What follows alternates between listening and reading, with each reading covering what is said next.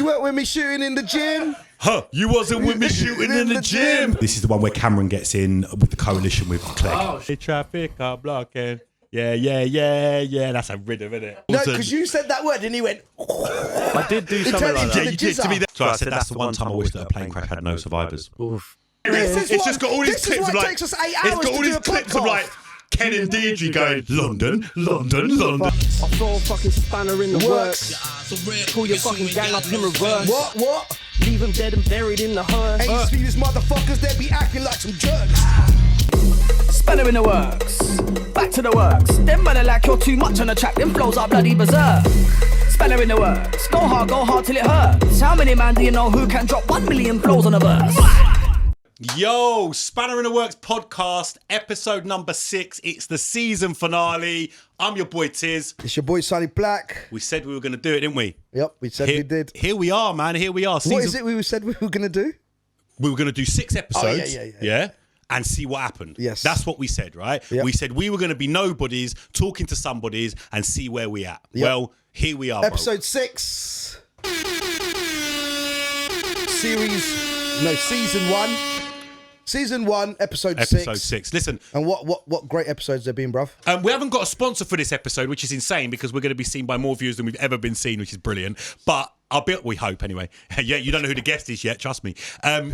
But I just want to shout out a few sponsors and affiliates. DeCarlo Deluxe Decorations. Listen, Margoose, get well soon. We're so glad that you're on the mend. Big shout out to my brother Cheese as well. Bum. Shout out to the Sound Temple Limited, which technically is me, but it's really my team. So big up Vic. DJ Vato, big up Lil, big up Andy, big up Alex, big up DJ Q. You guys, I couldn't do none of this without you, man. Trust me, those fees that I get for booking you lot out have helped pay for this, so thanks, guys. Barber Time Motor Cuts. I cheated on you today, but it was with my ex, House of Cuts, and he's made me look nice, so big up to those barbers. And an official sponsor of ours. What did W2 do? Episode 4? Yeah, episode 4 was W2 Barbers in Leeds, wasn't it? I think so. Big up to them guys, man. Big shout to big up Richard. And W2 Original Barbers. Culture Festival, our people, them. Safe Spark, our first sponsor. Shout out Leon. Onyx Events, you get another one as well. Good memory. My t-shirt is stories about autism clothing. Autism is like, you know, I don't mean everywhere, but the awareness of it is certainly raising across society, which I think is great. Go on to the description, check these guys out. James is an incredible guy. What he does is just awe-inspiring, and their clothing brand is sick. Someone said to me, you wearing a Moschino t-shirt? There you go, man. And finally, last but definitely not least, Luma Sounds as well. Thank you to all of you guys for supporting us, being involved in this journey. Welcome to the season finale. I am gassed, my G. Yeah, man. We had a good feedback from the last episode as well. He talks too much. He talks too much. Never had my phone blow so much, man, over an episode. Everyone enjoyed that Dots episode. Yeah, I think Dots. And they said it should have lasted longer as well. There's a lot more we could have done. Part 2, innit? If we can get this popping and get monetized, it means that we can fund more episodes and then we can get other people back in, innit? But yeah, man, what we're saying, because we've got, I'm excited. I feel like a bit of a fanboy. Don't reveal him yet, though. You know, when you're sitting watching someone, the next minute you got him on the podcast. Go on, then you reveal it. No, not yet. No, reveal it. No, not yet. We did that last episode. We fucked up last episode. Okay. I don't want to do that. So before we do, I'm still shouting people out. Let me finish. I said that a lot on it. So what 6 episodes, 6 guests, 30,000 views. We didn't get to 2,000 subscribers. We hit 1,300, which is from cold. We did 1,300 subscribers from cold. In May, nobody knew who the fuck we were. And nothing's bought. The channel had 14 subscribers in June. We haven't bought no subscribers. Nothing. We haven't bought no views. None of that business. This is organic, authentic business. So I first of all want to shout out one person I really want to shout out. Probably top of the list of people to shout out is that guy over there, because he has put up with me.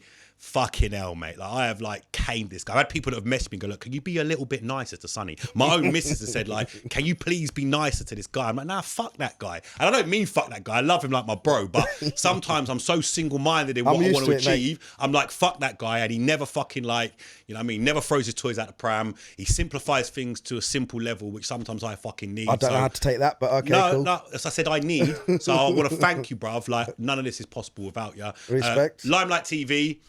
Ravi told me I talk too much. Max Studios. Jay's had a fucking front row seat to this. He tells me I talk too much. JG Vigils and Digital Dash. Have you guys seen there's a little thing reoccurring?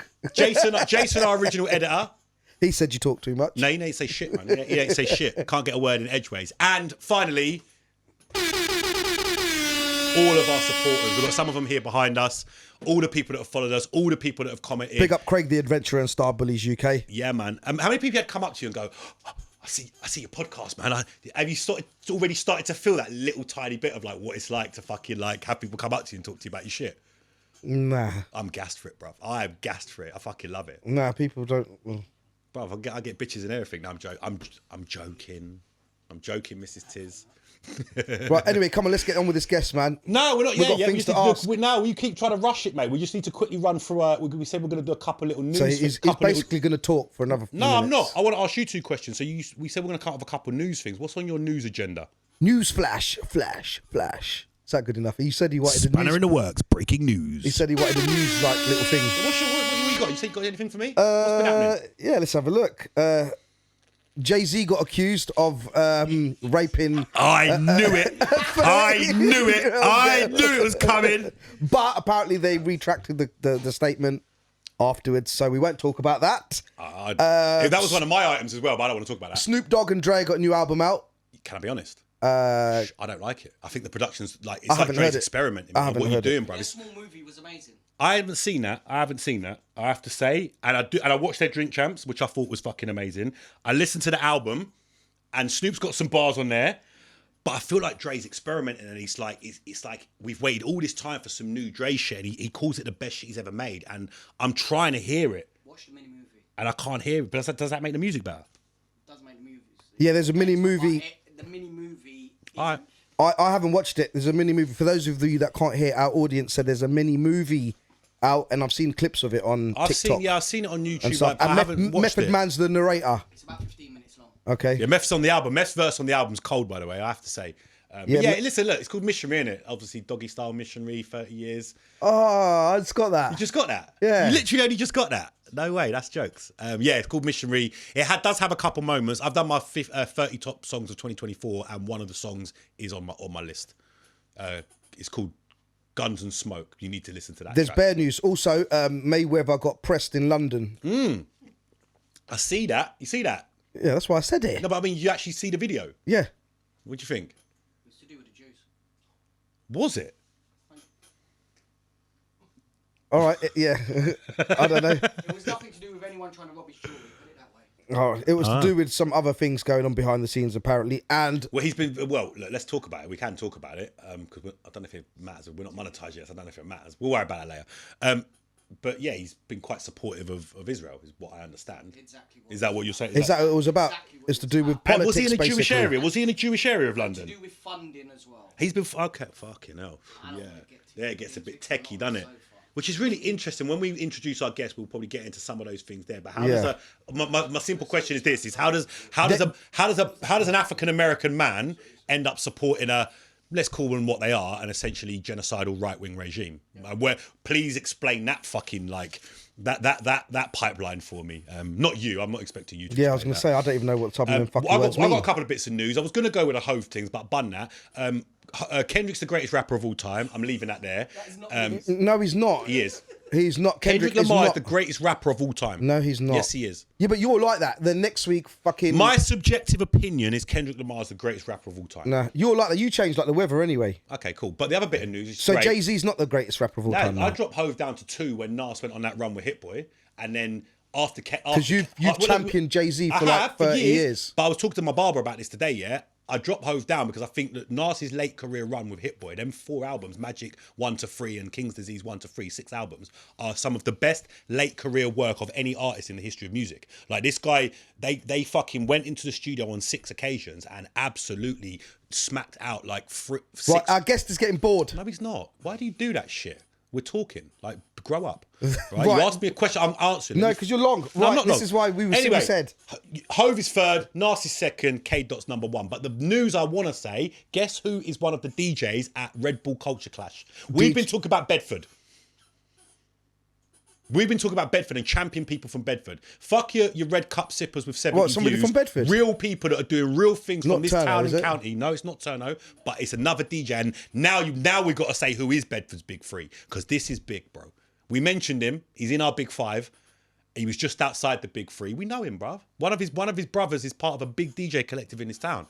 Who is it? Lil Silver's on fucking Red Bull fucking culture. Okay. Yeah, talking about that was my next thing. I want to big up DJ AG. I've been watching his lives and he's been smashing it within the community, man. He's on it as well. He's on it as well. I was about to say, who else have I seen on there? Flowdown's on there. Is it Kenny All-Stars? Kenny All-Stars on there. He's like the leader. Pushkin's on there. The whole lineup's not been announced yet. But yeah, big up DJ AG. Been smashing your shit in the community. Yes, definitely. But he is getting his accolades. But can we just go back to Little Silver, please? Yeah, big up Little Silver. Yeah, absolutely smashed it. Make some noise for Little Silver, man. Come on, people.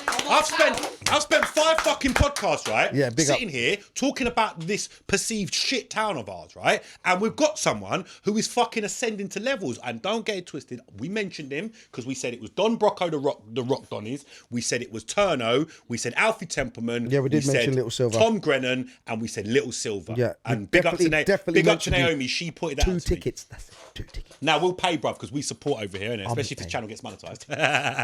He'll pay. Free ticket, Silver. One for Starbuddies. All right. Okay. One for Craig the Explorer. Before Sonny pisses his pants because I'm going on. It's not me. It's got we've got guests that are quite famous. They've got places to go, podcasts to make, docu-series to be filmed. Do you know what I mean? Innit? Jizza. Don't call Dwight. Oh, this guy. Right, okay, no one's got it. Let's go. All right, listen. So I discovered this guy on YouTube about a year or so ago. And I discovered his videos about culture, subculture. Yeah. And I thought he was a wrestler. You thought he was a wrestler, which kind of weirdly led him to here today. So I've kind of delved into his videos around subculture. Now, we've tried to keep a narrative through this podcast, and one of the reasons for me that he's sitting here and we want to celebrate him is he's from our county. He's from Bedfordshire, the smallest county in the United Kingdom, because Rutland doesn't exist anymore. He doesn't live in Bedfordshire anymore, but he's one of us. Whichever way you want to look at it, he's one of us, right? So we celebrate our own over here, right? Give him some accolades. Yeah, man. So he's self-described as the Louis Theroux of the internet, which I think is fucking sick, bruv. Yeah. Self-described was that? Look at his bio. Check his bio. You know when they say link in bio? Okay. Yeah. His videos, his views, opinions, his knowledge are incredible. Like the depths that this man goes to. Like, I'm a smart guy. I'd never heard of Le Bourget. I know more about Le Bourget now than I've ever fucking known. And there's a direct result of this guy. Someone said to me, what is our podcast about? Is it about music? I said, no.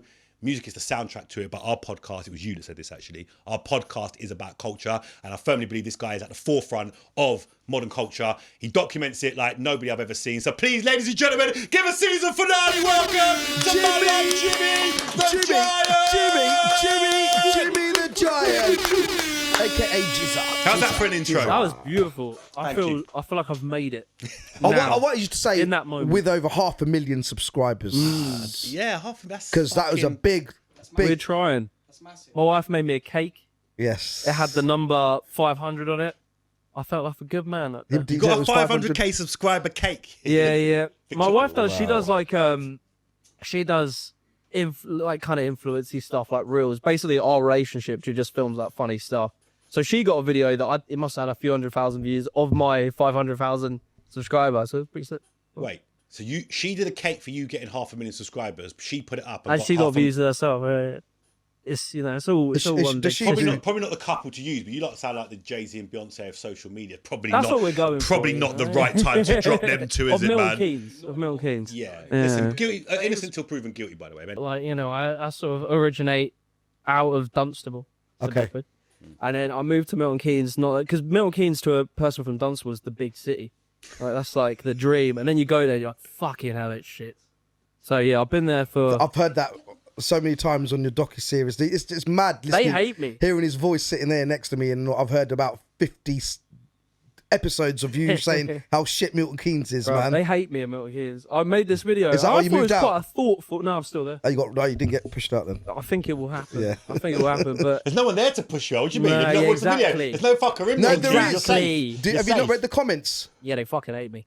But it's like they all know it's true. I think they didn't know I was from there because I never actually said it in the video.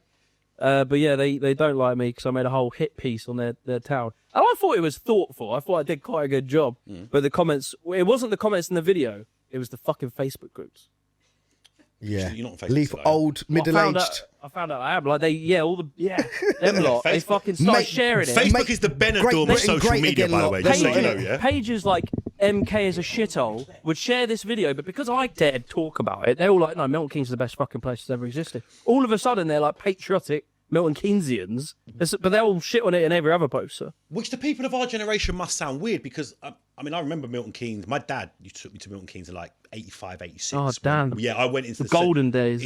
And we laugh about it, and you talk about the point in your video of Milton Keynes, but there was a time where Milton Keynes wasn't seen as this dystopian. You can see how it's become that. But it was the what's dystopian? We'll get to, hang on.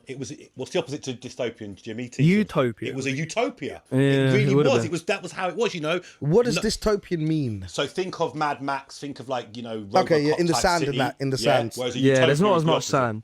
There's snow there. There's sand. He said in the sand. Mad Max is made in the sand, isn't he? Like that's not the part he's saying. A lot of sand. Yeah, and like cars that they made up themselves. Yeah. I need a drink. You forced me to drink, brother. I need a drink. So yeah, basically you raised in Milton Keynes. No. I moved there like when I was probably 25. Like me and my mates, You moved with your mates, not with your family. No, because it's only the town over. Like, my parents, bless them, they let me live there for quite some time, and I realised I should probably fucking get out. So we moved to Milton Keynes. There was like 3 of us, and like at the time, I think when I was before I met my missus, I was just a hermit. Like I'd sit fucking just tapping away at the computer, and then I'd like go, I'd do my sport and then go back to the computer. So like, Milton Keynes is perfect for someone who wants to sit indoors on their computer all day. But as soon as you get a missus and you want to take her to nice places. You're like, yeah, it's soulless. That's what it fucking is. It's like, if you're in London, you could walk down a street and you'll see, like, I don't know, a hipster coffee shop, fucking cat cafe, I don't know, a pub, a nice restaurant, some crackhead shouting at you. Like, you experience a lot of stuff. Yeah, line bikes. We have line bikes. How many of you decided to move? And it was. I'm trying to picture this. Yeah, so you're with what, 3 or 4 mates? Yeah, 3 homies. And you man shared housing it? Yeah. That's what I mean. So you're 25. Yeah, 25. I fucking rock up in Milton Keynes, fresh face. What's this looking for? Like new prospects? Because new prospects, the old ones I was done with. And then so I was like, yeah, let's go Milton Keynes. We all moved. To be honest, I didn't even work. I worked like an hour and a half away. It was a fucking trek. I used to do it. I used to work in marketing, and it was like an hour's drive, and I'd sit in traffic all day. That fucking drive was insane. And then I don't know, it was all right for a bit. But when I met my missus and you want to do stuff, and you get a bit like. I was in the beginning of my career, so when I was like, YouTube started popping off, I was in Milton Keynes, and that was kind of perfect because I was just sat on my computer. But, you get a bit more stable, and at some point I found, like, my obsessive drive to just do work changed when I met my wife. Because it was like I wanted to actually experience and enjoy life, and that is not something you can do in Milton Keynes. It's like... We definitely want to get to, obviously, when you met your wife, you've mentioned her quite a lot already, but I want to go a bit backwards. Way back. So... When did you start? You mentioned sport. When did you start? Parkour. I was going to say jumping on.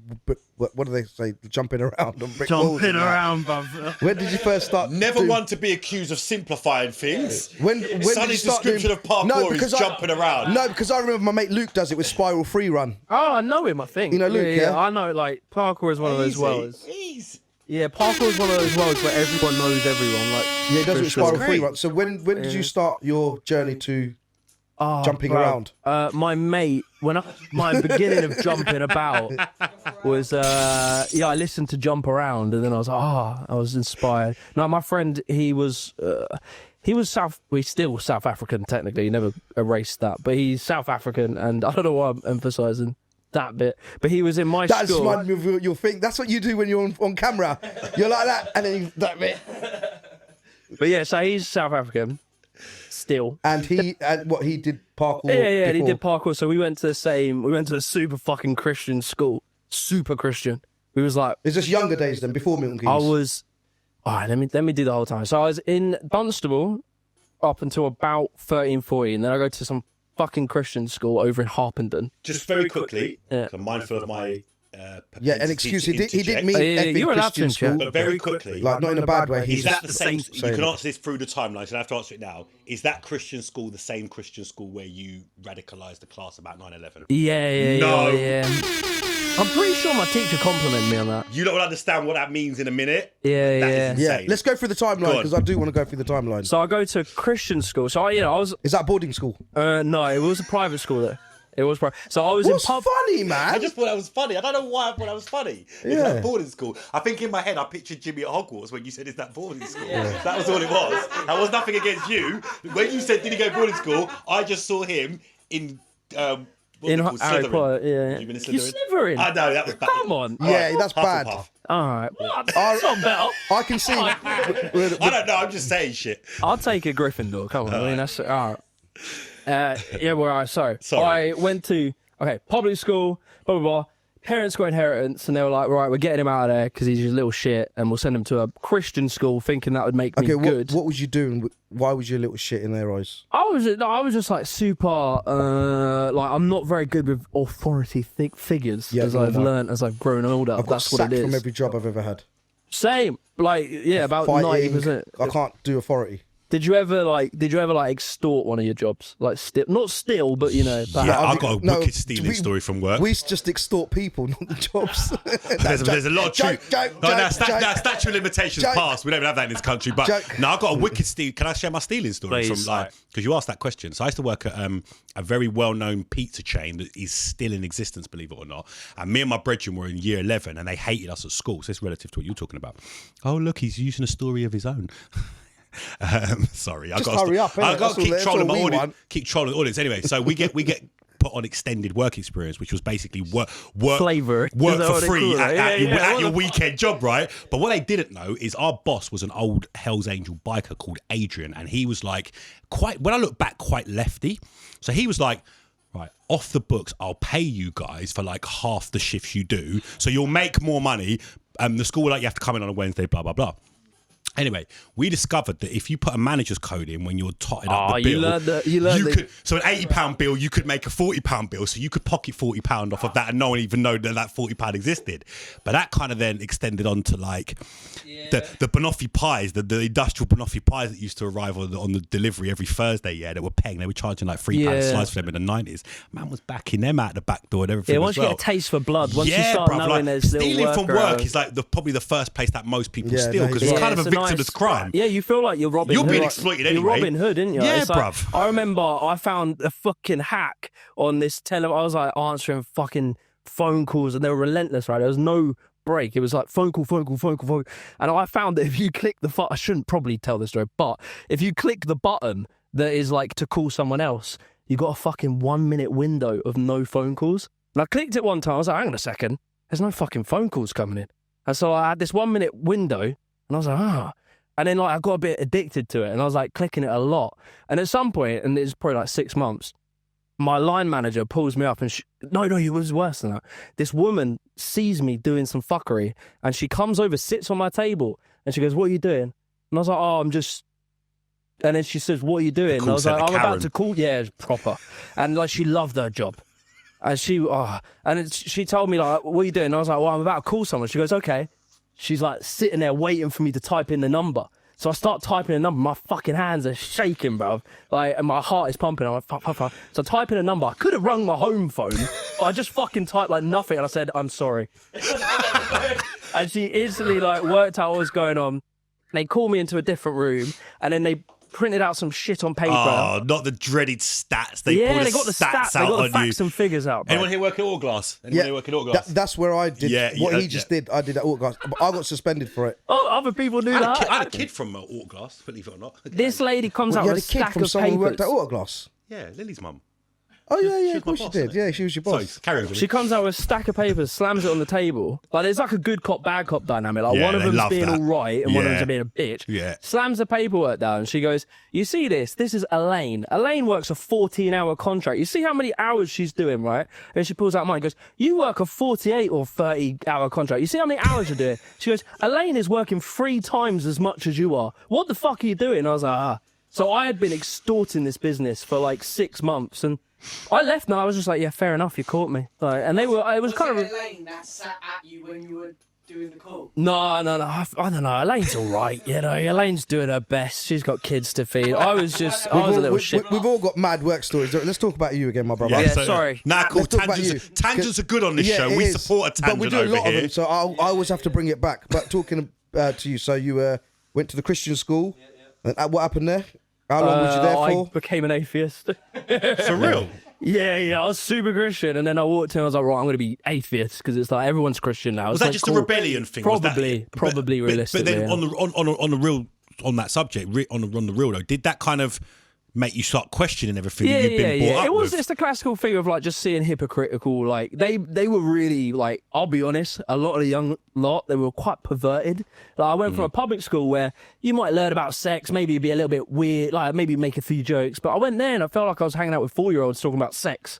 I was saying like boobies and shit. I'm like, what the fuck are you on about? And I remember seeing that and I was did like, they try to fiddle with you? no one went that far, you know. They spoke about it. I mean, that's a spanner in the works, isn't it? Jesus. No, because when he went on that subject, I thought maybe You behind saw the the scenes. twinge in my eye. You're like, because Because they call them fiddlers, isn't it? Some of them are. You raise a serious point. I'm not saying your specific school, but it weren't a Catholic school. no. Well, yeah, but you say no. We joke about it, but very recently, it was the Anglican Church that's having their own Diddlers. version of. Oh, what's really? Yeah, really recent. We're talking. I've not even heard like about the it. Archbishop of Canterbury quite recently resigned off the back of I widespread. wish I never invited why you. are they all SA. going down? Why do they all do it? It's crazy, isn't it? Because people say, yeah, but it's the entertainment industry, but it's the church, but it's movies, but I think it's this. And me and my barber again, we're having this conversation today. I think it's just reflective of society as a whole. Barber conversations are the best. They're the best. We should have filmed it, definitely. But that's for another day. Right, back to. No, but we are still on this, and Yeah. you asked that question. Why is everybody? And I think Nonsense. but it's not that everybody is. It's two Everybody. things. Not It's- everybody's not. It's Not all more. of them. But I think the percentage has probably never changed over. If you look at Very history, likely, yeah. I bet if you look at it on a graph, Yeah. Is that natural? What percentages? No, when you just looked at the camera and went, some. It just it comes some. natural. Right, because I really want to get there, so I'm trying to fast forward. Go on. I You're wanna doing fast good, forward. man. You're doing good, bruv. And this was Speed supposed run. to be your thing, but you made... So what... Tiz... Speed run. Tiz was like, when he told me your name, I think... Can I just say, as anyone says, 'tis the season to you, I'm sure. Yeah, and Tiz what it... No one's ever Tis dropped what that it is, bar. what it is. Really? How's no one ever dropped that bar? Come on, give me it, Yeah, but do you know why? Yeah, but you know why? Because he's never fucking jolly, bruv. He's always moody in that. He's always moody. It's Tiz the season to be more moody. Right, so you went... Yes, sir. You went to... sorry, because I know you got places to be. You're... I'm not going anywhere. No? mate. Serious? Homeless. You guys all good for time? YouTube, yeah? Yeah, we're all good for time, Okay, bruv. cool. Let's chill. Give me some M&Ms then, innit? What are we doing? So, you went to Christian school, you become Yeah. an atheist, Yeah. and you was a bit not on the religious side. Do you know the Bible then? I've heard about it, yeah. No. Do you know it Can off you by quote heart? scripture? He's asking, can you quote yeah, scripture? can you- I quoted scripture today. I quoted 2 verses today on my Twitter. It was like someone put like, Christianity is not about tolerance, and so I just like linked a verse that was Jesus saying to tolerate Jews and Gentiles. I always do. I love, because I'm still Christian, so I love like going at like, I'm not going to call them fake Christians. I but, was going like, to ask you that. the far right Christian. Yeah. That like fucking hate poor people and hate everyone. I'm like, Yeah. dude, have you literally ever heard about Jesus, like what he did and stuff? It's like that's fundamentally his whole thing was being chill with the brokies, and that was his thing. So I don't know. Anyway, Christian, yeah. So reactionary, I basically became an atheist, and then I sort of like radicalized. How long was you there for? Until I was 16, and then I went off to Luton Sixth Form College. That's where you Big met up all the the roadmen that you worked. That's where where you worked. No, a bit later. I that was a bit met later, Roadman. wasn't it? Yeah. So I met like the cool stoner Tyler the Creator fans when I was like 16. I Okay. was like, oh, fuck, look. The Vans Tumblr crew. Yeah, they're all smoking weed. Yeah, and I get into weed, but I'm like, I don't know if you remember like when you first smoke weed and you are like, you react and you're like laughing a lot, like stupid. And I remember them lot were It's all called cool. giggles. Yeah, and them lot were all cool with it. So they're smoking weed looking cool. I was like, I look like a fucking child when I smoke weed. So I'd never smoke weed with it. And because I didn't want to look, I said it to her, I was like, I don't want to look like a twat. So anyway, go from there, Sixth Form College, and then I go to Bury Park in Luton, like quite infamous area. Yeah, of course, bruv. And to be honest, it was chill. Like a lot of people Lot of fucking chicken and chat chips. shit. Yeah. I had my first like chicken and chips with garlic mayo. Yeah. When you Like- you discover Garlic garlic mayo mayo. when you're with the boys that are like from those areas. Have you had a samosa from there? No, I never did. No, okay. No, okay, I'll try it. Yeah, We've got our own version of Bury Park here. Where is it? Queen's Park. Queen's Park. Queen's Yeah, Park. Queen's Park is the small, like, honestly, it is Yeah. mini Bury Park. Like, Bedford in many ways, it's a bit simplifying it, is a lot like Luton. There's them parallels, I you used know to what I mean? work here. JG Visuals is Queen's Park. Big up the boys. Big up Queen's Park. I felt like there's an in-joke there that I missed or something. I'm Queen's Park originally as well, bruv. So My shout out all grandma's my Queen's Park. brothers. Yeah, my grandma's That Queen's way Park. the- So you worked in Bedford? I did work in Vogue. Yeah, bro, I've done every fucking thing on earth. But I used to run a market store, a vegan market store, and it was in Bedford. Vegan one? Yeah, I know. It was like, I'm not like Bedford. You know, there's some people who have problems in this town, and like we're in the vegans ain't got no problems. but there's no vegans in Bedford. I didn't find a single fucking vegan. No, there are. Are you vegan? Nah, jeez. But No. vegan food? I was back then. So I was a right-winger vegan for a period of time, which makes no sense. Jimmy, man, what happened, Yeah, bro? I That's was a trying bad. to free the animals and lock up the paws. We're getting there. We're getting Right, there. that is So you left absolute there at jokes. 16. You went, Yeah. got So a job. No, yeah. So No, you the went to sixth college, form- sorry. Yeah, I went to I met all the roadmen, all that. What do you mean you met the roadman? How? What? Yeah, Where? it's a strange. That's another video. I probably should have schooled you on this. He's got a second channel, and on that second channel, there's how he spent a whole like year with roadmen. It was so funny. It's 'cause a brilliant video, Yeah, but what's man. roadman to you? like a know- you fucking haven't dude watched from this the video about ends, roadmen? like Nah. a guy from the ends who's like literally there was coming in with like tags and He's shit. got a whole Like, video they, about roadmen, bro. They were like geezers who, you know, they were ASBO people. They went and did like they were selling drugs and shit, and then they were offered to be put on a what's it like a. And you get a fucking degree. Like a white, not apprenticeship. Apprenticeship. So it was like you could either go do community service or you could go and do this apprenticeship. Yeah. So this was the strangest mix of people, right? There was about 3, I would say, like white boys like me, just like, you know, okay upbringing, just very, you know, like normal kind of white dudes. And then there was like the local Muslim population, and then there was like the roadmen, which was a mix. There was like some black dudes, some white dudes, and it was the strangest like collection of people to be put in the same place for a year, and we all got along. It was like, it was so funny how easy it was to get along. Like once you're forced Was to that smoking weed part of that as well? I didn't smoke weed No, you with them, didn't bro. smoke I'd have weed. looked like an idiot in front of them. I couldn't do that. I had to save my face. But they were like, yeah, they were super sound guys. Then so I did a period of time like that. And then from there, went and did like, you know, 20 shit jobs, ran a parkour brand. What was your parkour brand called? It was called Morera Gang. And it was like, we were trying to be like Odd Future because we love Tyre Creator and like hip hop and shit. Frank So- Ocean and that. Yeah. And so like we was doing like freestyles in the videos and shit. So that was fun. And then Have you noticed not many black or brown people do parkour? there is some. It's No, not 'cause many. we're not fucking gonna hurt ourselves Yeah, for no I was reason, gonna say bruv. that is kind of the thing. That's yeah. like jumping out of a plane. You There won't are many some, see but many they're- black or brown people jump out of a plane for Yeah. fun. That's a And it's a is that a certain level of cultural element to, I would say to in that? London there was a lot of the black community who were doing parkour, like a lot of them. But I don't know what it is. I think probably Because we're not hurting ourselves for fun, bro. yeah, something like that. Yeah. You guys But I have got reckon more it's- like... To be honest, it's white nerdy guys. So if you're like I don't know, not that, which some obviously there's loads of black guys like a Tyler Creator who would find himself. You remember when Tyler? My son does it. He wants to be Spider-Man. He's 6. Yeah, that's sick. He thinks he's You remember when Spider-Man. Tyler Creator said something along the lines of like, "I'm too black for the white kids, Yeah. too white Yeah, for the I black remember kids." you Yeah, said man. that, Those kind of guys ended up doing parkour, so Yeah. it was like they tended to be a bit more like that. I don't know how to explain it, but it's like, and I think maybe it doesn't feel super comfortable like hanging out with a load of kind of nerdy white dudes. Like, I don't Not at know, all. maybe. Not at all, man. Maybe. Most of my school friends were nerdy white dudes. Yeah, I think that's a Yeah, Bedford really. thing. Coming from They're Bedford, the ones that helped it's me a pass real. my... At school, they helped me pass my exam. My teachers didn't know how I passed my exams. You literally, we did at a whole school- podcast where you talked about at hanging with school- black boys. To be Yeah, fair. at school. I remember when I was young at school. I was at school with you. No, when I was at Hastings. Robert Bruce. You weren't out with me with Robert Bruce. You weren't with me. You weren't with me shooting in the gym. Huh? You wasn't with me shooting in the gym. I'm on about them days because my teachers were shocked how I passed my exams, but they helped me. Right, so listen, you're going us through this sort of time. There is something I really need to get to the Go on, bottom. go on. So, picture this. We want everyone picture the scene. You're going to school to do this talk. It's a Christian school.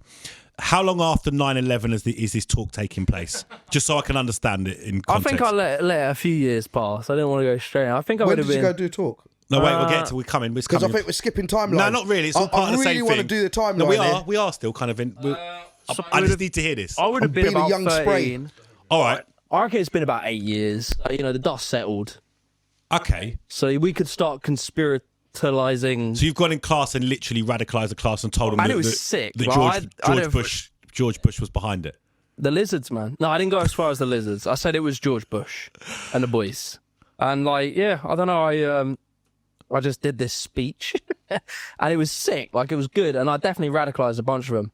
They probably gave up. I was committed to the cause for a while, and yeah, I don't know. Like, I remember the teacher saying, "Kieran, obviously what you're saying is completely insane and stupid, but you did a pretty good job at delivering it. And I was like, okay. Okay. And then now my whole channel is sort of just doing. Like, I do see an extension of what I was trying to do there, like question the narrative. Blah, I blah, think blah, you're blah. doing anything you do. There's always that point where you look back and go, oh, God, I remember doing that in its purest and kind of rawest But what was funny form. is like kind of my evolution as a person would be to be a massive contrarian when I was young. To eventually, now I wouldn't say I actually. What's a contrarian for the people that don't understand? It's like someone who makes their personality the opposite of everyone else. Okay. So it's like Would you say you put more of a personality on when you do your? Yeah.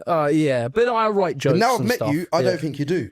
Oh, Yeah, okay. I don't think you do either. I I don't think think you do. it's like it is I don't literally like one of your videos has come out of my Do you know what? Let's screen. fast forward, yeah, because like I really want to delve into deep dive. But when was Jimmy the Giant born, Jimmy? It was Morera Gang. So doing when we was doing the parkour stuff, and I wanted to be. Bro, it's so obvious. I wanted to be Tyler the Creator, so I was Jimmy the Giant. Okay, so I was there you making go. like Oh, I was shit. like rapping and stuff, and Man's got bars, you know. Did you not know that? I I've never try. heard your No, bars, but I think knew I you did rapped. see I didn't know you something rapped. saying. I haven't uploaded music in like 6-7 years, but I Right, still we've got I instrumentals. always freestyle. Before I ever record a video, I always freestyle. And 16. quick 16. No, Let's we'll get see, at let's the see, end. let's see. We're all gonna do a Yeah, freestyle. I've got That'd be beats, man. fucking I've got at the beats end. in it. Yeah, at the end we'll do That'd be freestyle. sick. DJ. But I used to do it. Did you Just know? fun, like, because it was like the Tyler Creator thing where he was rapping and chatting shit, and that was always inspiring to me. I always loved like Tyler Creator's freestyles was so fucking funny, and it was Yeah. so good. And What, you would, proper freestyles though, Yeah, innit? From the but they top would- of the Yeah, head. he's top of the head, but especially one with not written the and one saying with Flex, it. the one that he does where he makes Flex feel uncomfortable is one of the Oh, talking about having greatest- sex with yeah, Flex. it's one of the Butt greatest sex. things I've Yeah, ever yeah, seen yeah, in my and life. he could lighten up a room, and like his I can't even do it because the amount of N words in it. But the one we done on Sway, where he's Yeah, like, yeah. I got y'all. Yeah. Hit it with a hot dog. Yeah. And he just does this whole thing, and it's like iconic, and he just come up off the top, and it was unlike anything hip hop had fucking seen. But again, Yeah. I said to you off before we started rolling. Yeah, we did the radio show back in 2011. When did Yonkers drop? 2011, around that sort of time. So I was on that then, and obviously Yeah, that's he sick. did I was the a bit track, late to it. Well, he did the track with Pusha T way back. That was a banger, yeah. Yeah, and when he drops the bar about Chad Hugo's eyeballs, and I'm like, right, Yeah. man's first mainstream track, yeah, produced by Neptunes, and he makes reference to man's Oriental eyes. I'm like, this guy is not playing by anybody's rules. Yeah, and other he was than his. such a breath of fresh air. Yeah, and it was like my hip hop was. I was always into like grime, like Devlin and Getz and Yeah. like all of that stuff. And they're sick, but they are just very serious people, like rapping about very serious shit. Yeah. So then when Tyler Creator comes along, you're like, oh my god, what the fuck is this? And he was way like me, like way more like me than a fucking Devlin was. Yeah, and I think a lot of people of your generation, because we spoke again off air, there's a big kind of gap in terms of our ages. So when I think of the era that you came up in, I met hundreds of people like you who literally, and you know, obviously culture is literally at the center of everything we're here talking about. Yeah.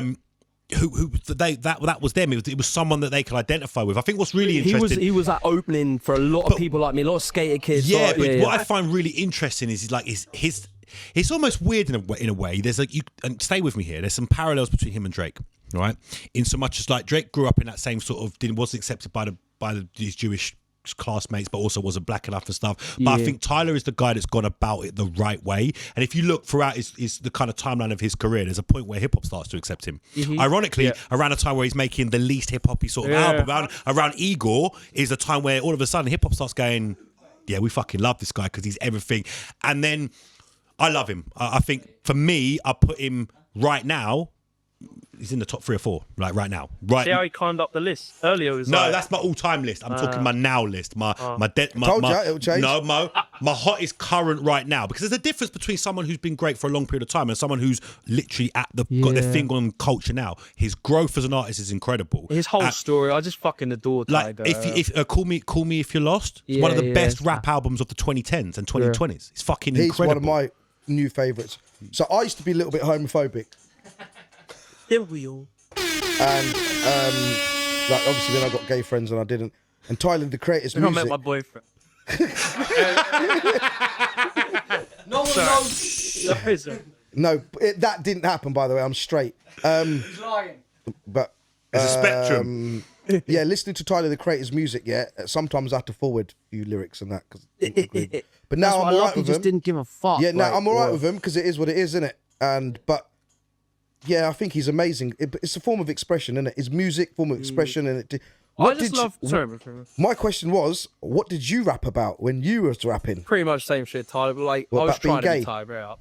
No, but we would freestyle stupid. Like his freestyles were deliberately stupid. You'd talk about gaying out with his homies. Like, well, you'd be like rapping like he's like a 50 Cent. He's like talking about gaying out with the bros and stuff. And it was just so funny. It's like that contrast of being serious, but like chats, like stupid stuff. And so, yeah, we would just rap about stupid shit. But then when I'd record music, I had this sort of tendency, and I do want to like eventually get back into making music. Oh, you recorded music as well, yeah? Yeah, so you yeah, took it yeah. sort of seriously Yeah, then? it was my first like thing I was into really. And like, I would, I don't know, I took myself a bit too seriously. Like some of my stuff was okay. But I think the thing I was good at, like when I was actually good, is freestyle, like rap, like being funny and freestyle.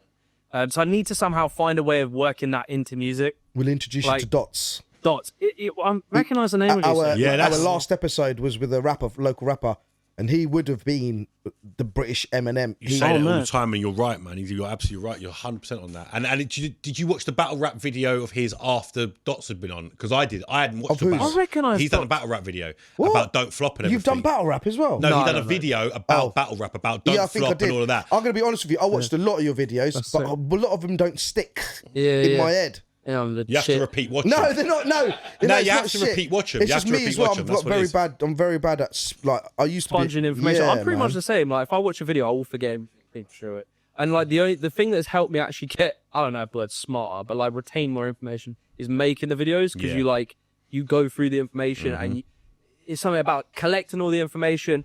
And when I'm writing a video, it would typically go like, I'll do a research phase, which will be maybe 4 or 5 days where I'm like learning everything. I'm just holding it in my head. And then I start writing and it all starts to like click. And I'm like, all right, get it. Yeah. He'll start sending me essays. This is what we're going to do. This is what we're going to say. Yeah. But so you started off hyper focus. Your first videography was parkour, weren't it? Always parkour. Parkour am I right was in so saying that? sick. Yeah. Like parkour was so sick for any, like, you know what sucks? Like, there's this thing at the moment in parkour where people are a little bit despondent because there was a small while where there was like brands making a bit of money off of selling clothes and that, and it kind of died off, like, because streetwear was really popping and like people were selling merch and that, but that's got a little bit less popular now, and so they're not like, there's a bit of people are kind of like sad, and they're not as motivated to make all the garms and like do all that stuff anymore. And it's a shame, because I was thinking about it, like when me and my mates tried to make a clothing brand, we fucking failed, but we made an audience of maybe 2,000 people, 3,000 people, whatever. And it taught us all of the skills that we took into our future. Like my mate's a salesman now, and like half of what he got was from, on his CV, he put all the shit we did as Morero. And we like did stuff. We were on Japanese television for an episode, this thing on like New Year's Eve. So we achieved things. Like Big in Japan. Like, yeah. Like, you know, we tried to, we were going to make a docu-series, like a mockumentary about this whole thing. We filmed it and it was shit. And me and my mate had a fight over it. But it was basically Big in Japan. Yeah.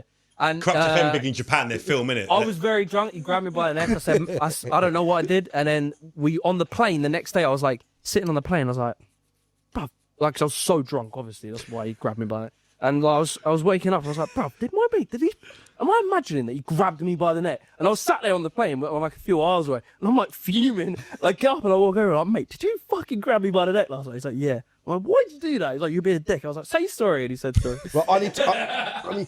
But then I had to say sorry too. Get into, so you kind of touched on the parkour, and I think I've gone back and watched them retrospectively, but I'm gonna, for ease of my own timeline with you, I'm gonna say that I started with the chav video, and I think I did. Yeah. And there might be a bit of revisionism in there, and that I've gone back and I now know it was your first kind of culture video, so I'm kind of in my head going, that's the first one of yours I watched. But let's just say, for argument's sake, that was the first one that I watched. Now, conversely, I didn't watch the alt-right pipeline video until a lot later. Came out a lot later. So for people who kind of are going to watch this and kind of getting a bit of who you are and whatnot, obviously your videos are the things that have kind of made you what you are at this point in time. Talk to us about that. Again, people don't understand it. So you clearly said this on this podcast. There was a point where you were quite right-wing in your viewpoint. So you've gone to this Christian school, you rebelled against that. Where do you find yourself within this alt-right pipeline? This kind of, I guess, to simplify it for people who need it simplified. Yeah. Like, so when I made the video, a lot of the comments were like, bruv, you were nowhere near alt-right. And that's why I specifically called it the alt-right pipeline. Yeah. It's kind of an acknowledged thing that you can start at one point and end up in very dark areas. Yeah. Obviously, YouTube is clickbait. Like, you need to do stuff to get views. So you say stuff like that. Yeah. If I said how I listened to Jordan Peterson a few times and listened to Ben Shapiro, it's not going to have the same impact. So, I thought, Robert, what smells like when you watched it? No, I knew it was going to be a big one. You know when you hold it for time? You think, fucking, I better Sometimes they excuse stick with you. No, I thought I better excuse myself. And I don't usually excuse myself. So you literally walked off to have a fart. That's it. Jimmy, I never excuse myself, raw dog, but out of respect, I thought guest and all that. Mate, I respect So it. meanwhile, back in the fucking world of like deep question this on guy all, found it interesting. What? This guy? Yeah. Right, where were we? Cut. your ass. If you can't beat him, join him. What was you talking about? No, so yeah, it's probably good because you've come back in. So I basically asked about the alt-right pipeline. So go on, you just answer that How again. right was I? Yeah. So I just went down that kind of like Jordan Peterson, free market libertarian stuff. And what I analyze it as is that once you go down that route, you start to see, he will talk a lot about hierarchy. Yeah. And he will talk about natural hierarchy. Yeah. And the reason it Similar can to end Tate. up... Yeah. And the reason it could end up with people being racist and stuff is because they will analyze hierarchy from like... They will ignore all of history and how hierarchy came to be. Yeah. They will acknowledge the hierarchy. And they will say, well, the people at the top, when the society is free and libertarian, blah, blah, blah, they must be inherently somehow better. And the people at the bottom must be somehow shit. So that's how you get racist, because they will just analyze society as it is and you go, well, the white people seem to be very well, and then the black people seem to be down here. So, you know, maybe it's something to do. And that's how you get that. But you can get, that's like the extreme end. But somewhere along the lines that you stuff like culture. So you'll be like, well, maybe I don't think it's a genetic inferiority or something, but maybe I think our culture is slightly different. As you hear often said about Muslims, they're culturally like that. Exactly. Yeah. Exactly. And unless you understand, like, it's kind of like effectively Marxist ideology is the idea that 2 years ago, you caught me saying the word Marxist ideology. It would have only been a negative. Now I'm thinking about Are we talking that recent? It's been the last 2 years that my attitude shifted massively. Yeah. Fucking hell. Yeah, So but it was okay. So all right. And I don't mean that in any negative way. No, but I'm just trying. Yeah, that's. Let me give you perspective. So I went probably at the beginning. I was like, Jordan Peterson, and then the Tommy Robinson stuff very early, and then found myself at this fucking rally. And then sort of I kind of tapered out of that, like the Muslim thing and all this stuff. You recognised early on what bollocks it was. That's what I'm hearing. After a while, because I went there specifically, I found it was more like a free speech thing. Yeah. And this is how they do it, the whole framing of that rally was something like free speech rally. Yeah. It isn't, we fucking hate Muslims rally. Yeah. It's free speech. And so Jordan Peterson got me into that kind of like, well, you need to really protect free speech. Everything's an attack on free speech. Tommy Robinson was what I saw as being an attack on free speech.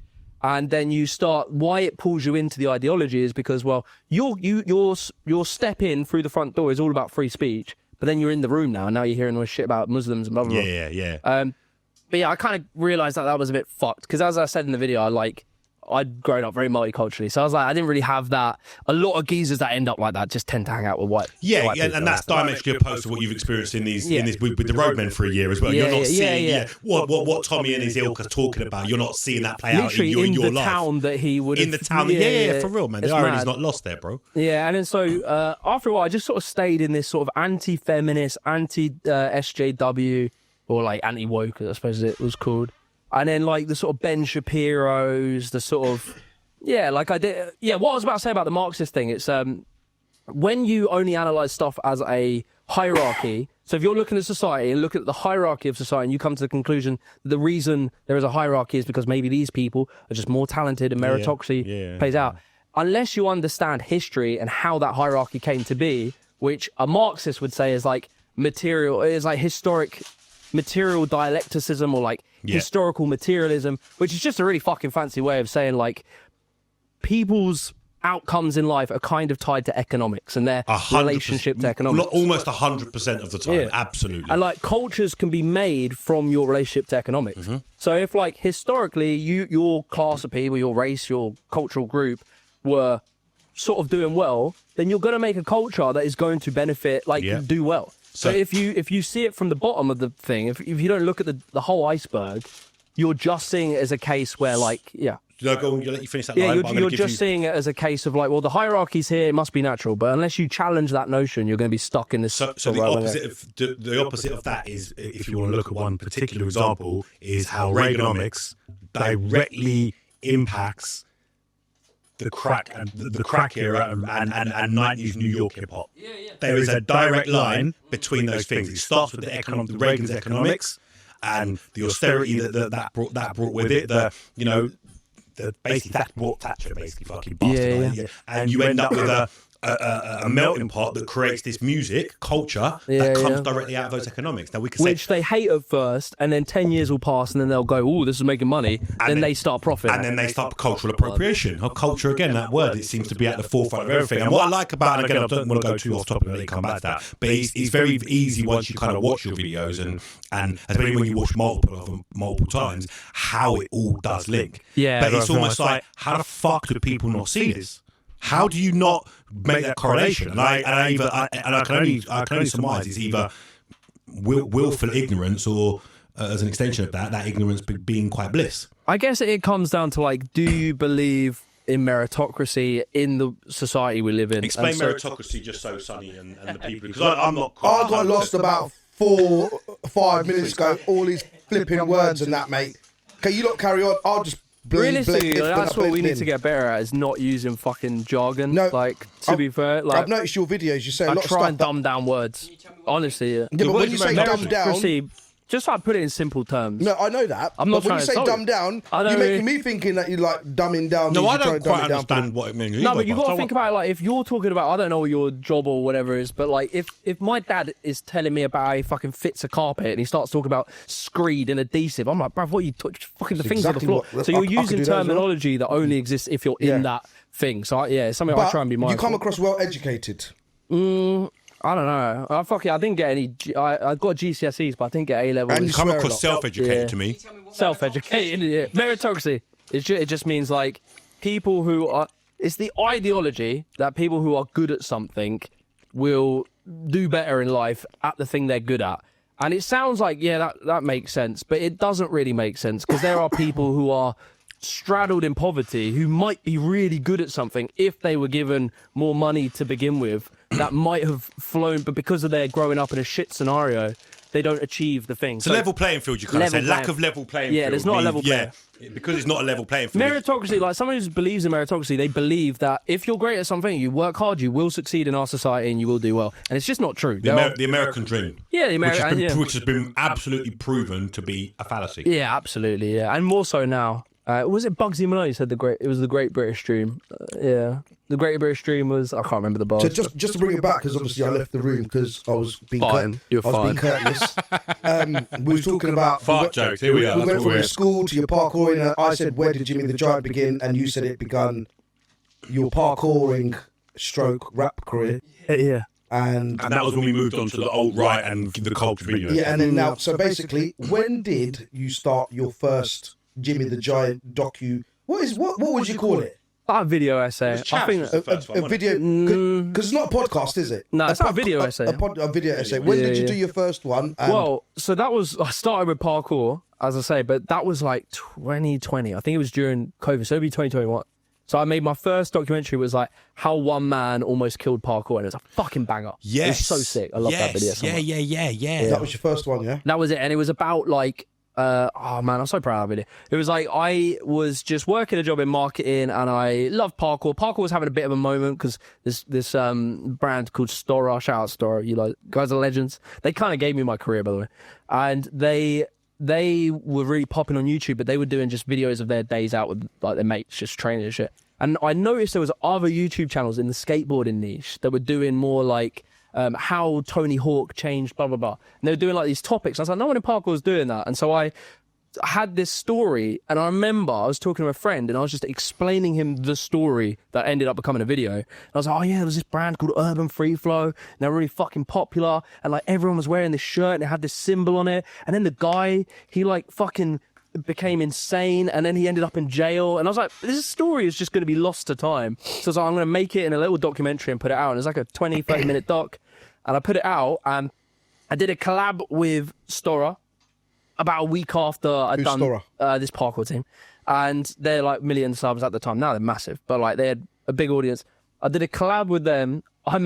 I turned their parkour sounds into like a hip hop beat and like rap to it and shit. So it was like a really random collab, but it brought like maybe 10,000 people back from their channel to mine, which had that video of the documentary sitting there, and like 10,000 people saw it, and the algorithm just went, oh my God. And then it just popped off, and I literally, in like a few months, became a YouTuber. And that's literally like what kind of... Yeah, if they didn't do that video with me... I mean, can you... It's hard not to, but can you see the parallel there? No. In what he's just said? Yeah, I can, but still, with me, everything seeing is believing until it happens. He's predicted a lot of stuff for us. You sound like me, bro. I was always I always saw big shit. Like, he's a visionary. I think you have because I think, and it's not to say that everyone has to be, but I think somebody has to be, and it does. That's society, though. That's the same as society. So right now, what is the fucking vision that this country has? This country has nothing. No one is selling some beautiful future. You've jumped forward in where I was. No, please, no, bro. Carry on, bro. Carry on. You know what I'm saying? It's like no politician really is selling a bright, beautiful future. We had one. We have had, he was there, right in our face. But I mean, look, I get. Look, we know most people are very suggestible and very susceptible. So the second that you frame him as a tweed-wearing IRA sympathiser. Now, just to add, I'm going to add a little layer of context to this. Now, my partner, Annie's best friend, she lived across the road from him in Islington because he was her local MP. She was his neighbour for fucking years. She grew up with Tommy, like, that she knows them as a family. Like, think of your neighbours. Everyone here now, think of some of your neighbours. She knew Corbyn on that level. That's crazy. Yeah. And when I say we had him, now I question with hindsight, and hindsight's a wonderful thing.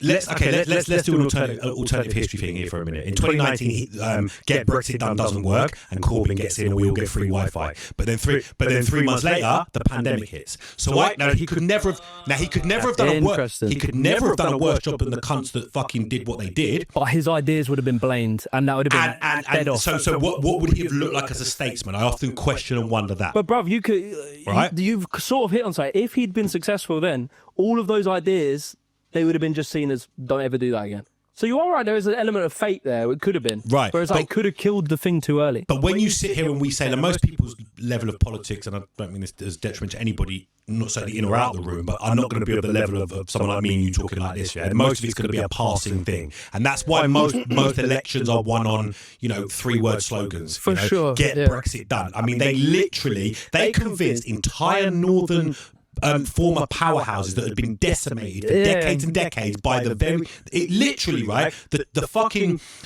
turkeys turned up on Christmas Day and said, slice me up, daddy. Yeah, slice me up, daddy.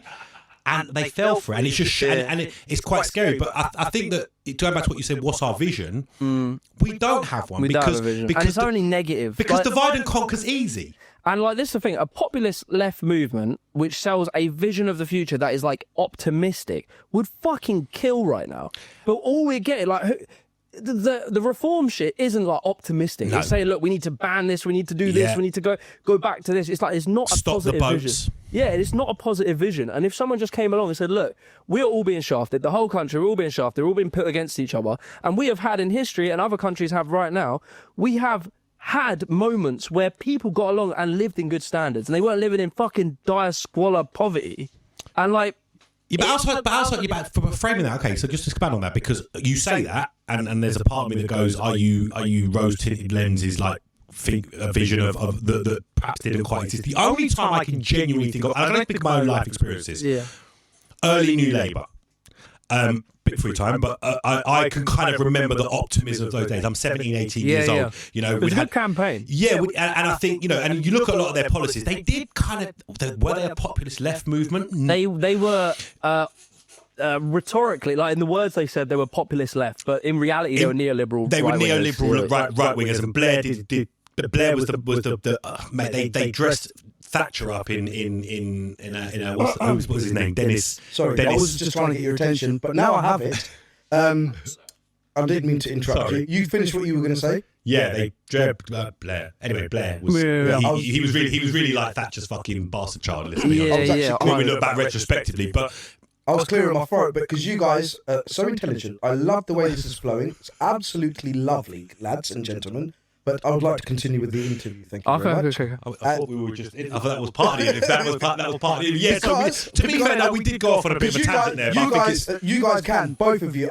Dennis Skinner. I've watched you for the last 2 weeks, Jimmy, and I've had him for the last 30 years. And you two in a room together would just be fine. You knew this was going to happen. Yeah, I think you should go for presidency or whatever what's it called? The Prime one Minister. in England? Prime Minister. We'll do a coup together. Prime We'll Minister, take and he over. should be your Chancellor or No, whatever. I'm let's not go. I'm not the man. The guy that not carries money, the red man. briefcase. Home Secretary's me, bro. Home That'd be me. But I'll be the Home Secretary. HS. Coming back HS to Izzy. HS Tizzy Day. coming back to you, Jimmy. So you done the parkour thing. You made your first video, yeah? When did Jimmy become the giant? No pun intended.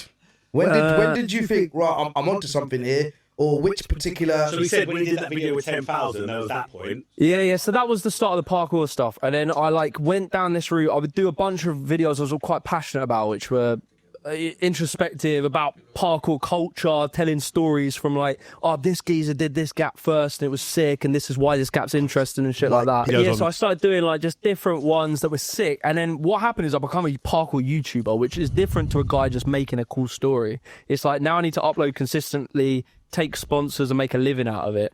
And then so I started doing stuff like, I don't know, top 10 best male, best female athletes, and then I'd do the 10 best tricks, and that shit got a bit stale because that wasn't what I was trying to do. I was I love telling the stories of our sport, but there's only so many fucking stories you can tell about parkour. So then I moved into doing extreme sports, which was cool because it opened a whole new I could talk about this thing that happened in rollerblading or this thing in BMX, and that was cool.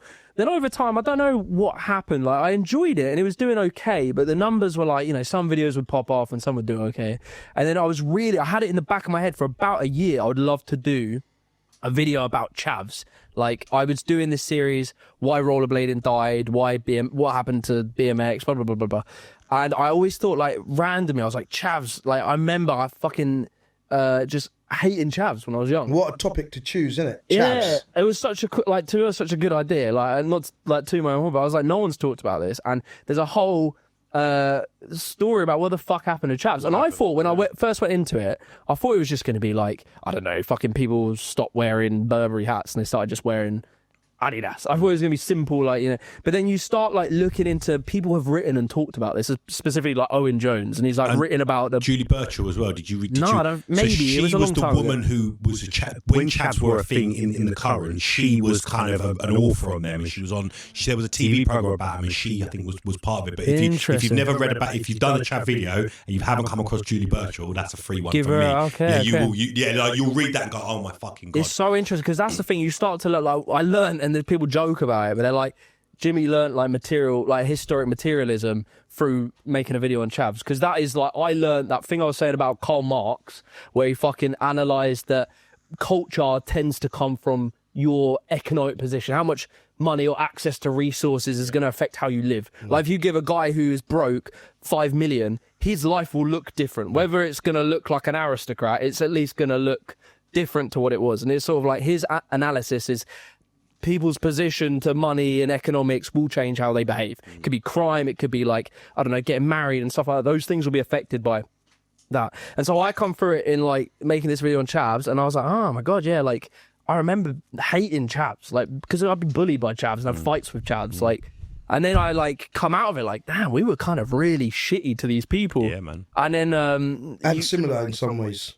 Very similar. We all have a bit of kind of, it's not simplified, but the chav became the roadman. Yeah, exactly. And then the roadman became very culturally influential. Huge. On the catwalks, bruv. Fucking. Yeah, exactly. How many white girls called Becky have said Wagwan? That would never have fucking happened if Skepta and Stormzy didn't pop off. You get me. So that was that the main. Yeah, it's cringe, but it's that is cultural exchange. A lot of people perception of a chav is different. Yeah, well, the chav is definitely different to a roadman. Yeah, chav is firmly white, to be honest, white working class. How long ago did you record this? Oh, it was like 2-3 years ago. But that video that video comes along a good decade after Chavs have had their heyday. Let's Yeah, be real. yeah. Like, we lived in the. My sister was a Chav. Like me and my sister don't get on. I don't give a fuck. Did she have like the eyelashes? She's a lesbian Chav. So fucking figure that one out. Yeah. God, But my scared. sister was dropping like fucking the red, gold, and green Adidas tracksuit with Come the fucking on. with Did she have the braid? Now with the even the hair sprayed like solid curly Come hair, on. yeah, or the fucking eyebrows looking like Do you Chad remember Hugo. it was the See what I did there? It was like juicy on the Juicy couture on the batty, yeah, juicy on the batty, yeah. 9 times out of 10 the batty weren't juicy. No, it was just and flat, and thugs. Fake Uggs. The lead, what I call them the Fat Joe Uggs, because them shits was always leaning back, yeah. Like every time you see these, you see these bitches walking. These bitches walking on like man. So women are not bitches, by the way. I'm just using it as a colloquial term. So was it the Chav episode that triggered my political realignment? And did that also did trigger? it really? But was Owen Jones, because he spoke about this himself. For those who don't know, Owen Jones is A journalist. Yeah. But was he part of Momentum? Yeah, I think he actually was. Did he never? I don't think he ran, but I know he was part of Momentum. I'm sure he ran. Actually, wait, no, I swear he didn't like Jeremy Corbyn. Maybe I'm. Yeah, but there's something. He's part of the on the fringes of the Labour Party. He's a Party. Guardian journalist. So yeah, he's on like the fringes of the Labour Party. Yeah, he's in a terms lefty. Of, he's a full-on what you would call liberal lefty. So you've done that Chav video, and he's noticed and he is that. everything I would have hated. So he was at that time. That was like he's a woke person, and I was like, yeah, I was like Owen Jones, man. Like I said it in the video. I was like, bruv, I don't want to fucking quote Owen Jones, but like what he says is probably worth listening to. And now it's so funny because he shared one of my videos. And he was like, "Oh, it's cool that this is, blah, blah, blah." And I have his number, and we're gonna do like a live stream at some point. For so it's real? Like, it's mad how the world works. Yeah, it is mad how the world. I mean, bro, I'm sitting here witnessing now. I'm It's watching sick, you going, "Fucking hell, I've watched this My guy's whole video." life has been this shit. Like when I was doing parkour, I used to fucking fanboy. Like when I made that Urban Free, that first documentary, I used to fanboy about all of the people that I was talking about in that video. And then a year goes past, and I'm like now like known in parkour and shit. And like I'm friends with all these people. Like, I watched your video parkour. I never see you do actually any moves. You was always filming everyone else. Yeah, I was. I never was you good at do skateboarding. Tyler Creator was very basic at skateboarding. He was very good at like everything else.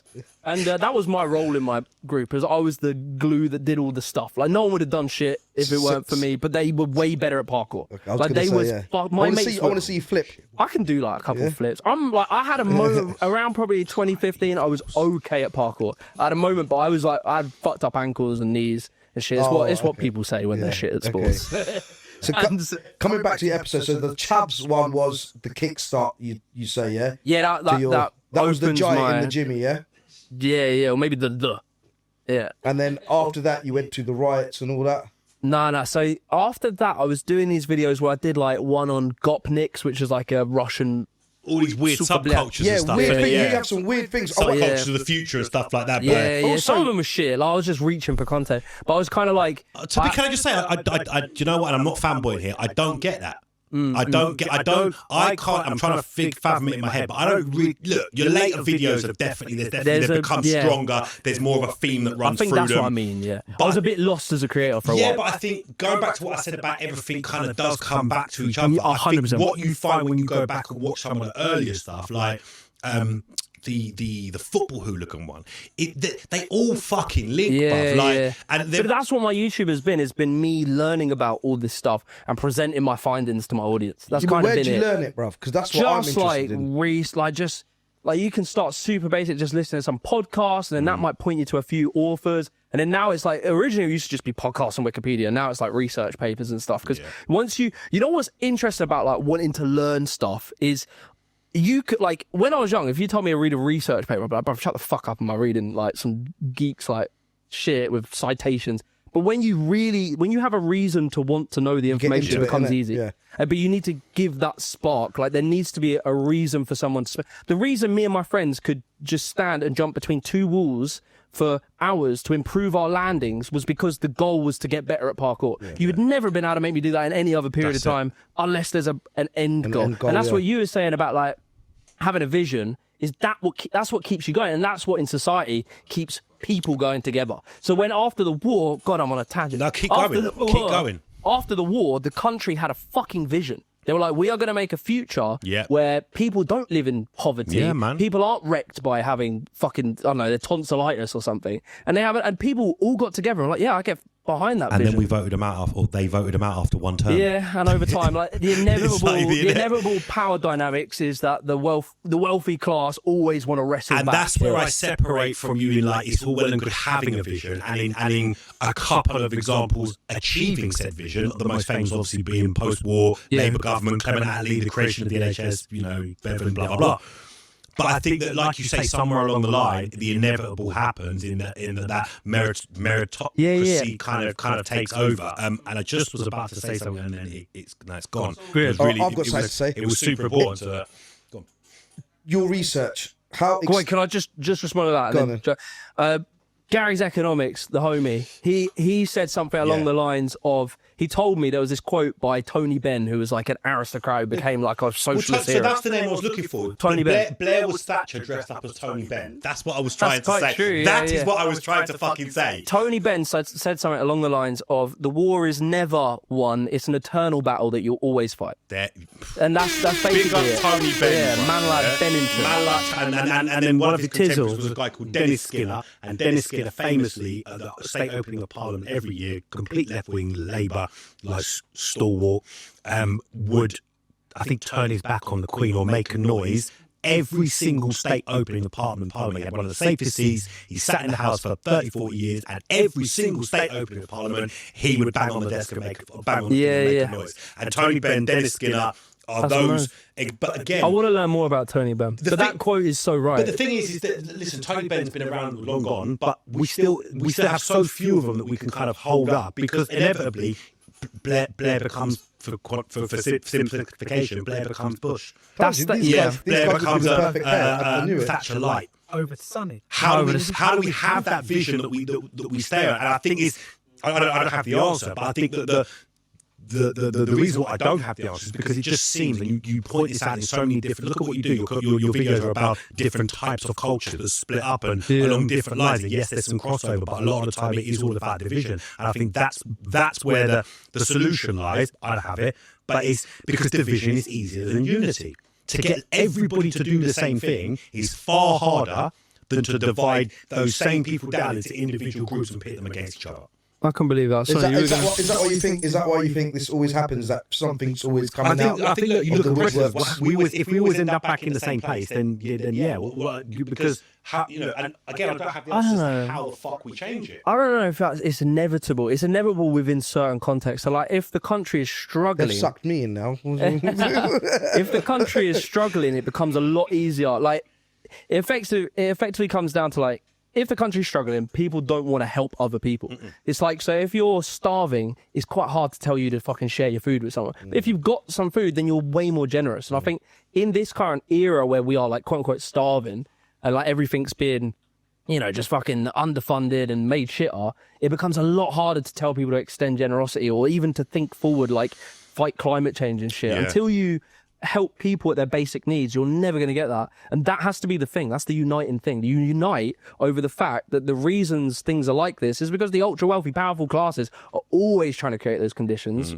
And we, as people, the working class, and the working class is really just anyone who fucking works for their money as opposed to owns assets and owns major businesses, owns that. And we lose sight of that, I think, sometimes. And we need to unite that group. There was a thing I saw the other day where it was like more middle class people are starting to identify as working class, which you can laugh about, but it's a good thing because it means that they don't see themselves as any different now.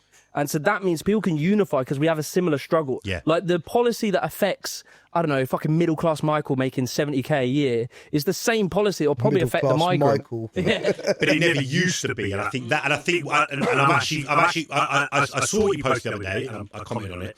But now hearing you say that, like physically in the flesh, I can kind of almost see a little glimmer of hope in so much as yes, because once upon a time, the working class were kind of, you wanted to escape the working class and you aspired to become middle class. Thatcher, but you now kind of understand that the game's up with that. They fucking conned us for 30 years. And we're now starting to see that actually, why the fuck what am I aspiring people to? I know with like degrees and they live in London and they're earning like decent money and they're talking about, I don't know if I'm ever going to afford a house. I did a party there's no middle class. I did a party for Manolo Blahnik, big high-end shoe fashion brand, Sex and the City Manolo, right? And I was talking to this girl at the end of the night, and you know, for all intents and purposes, she works for this multi-billion pound fashion house. We're doing a party in Mayfair. She looks like, you know, $1 million. And we get talking and she's like, this city is bankrupting me. And I'm like, my God, like, there's no aspiration. You know, she literally rubs shoulders with those kind of higher end people, you know, who think nothing could drop in £1,000 on a pair of shoes for a week, you know, different kind of life. And she's there, not even looking at it going, that's what I want to be like. There's once upon a time, I used to sell expensive cars, you go, yeah, I want to be like that guy. And now that's kind of disappeared. Now, on the surface, that's a negative. But when you actually deep it and break it down... Yeah, politically it's a positive because it means you can now unify people on that same thing. You can be like, bruv, we're all... Like, yeah, COVID's a good example. COVID benefited the billionaires and everyone else was shafted. So it's like everyone else, the poorest person in society, the middle-class person in society, they were all shafted during COVID. But the billionaires doubled their fucking wealth. So it's like, you know... At some point, you have to start unifying and being like, bruv, the struggle is not each small group against each other. It's all of us against the ultra wealthy. But unity. Yeah, unity. And I think it's hard. We're not in that position, but we are in the we're in the like petri dish. We're in like the conditions that can create that. I think so. Some people.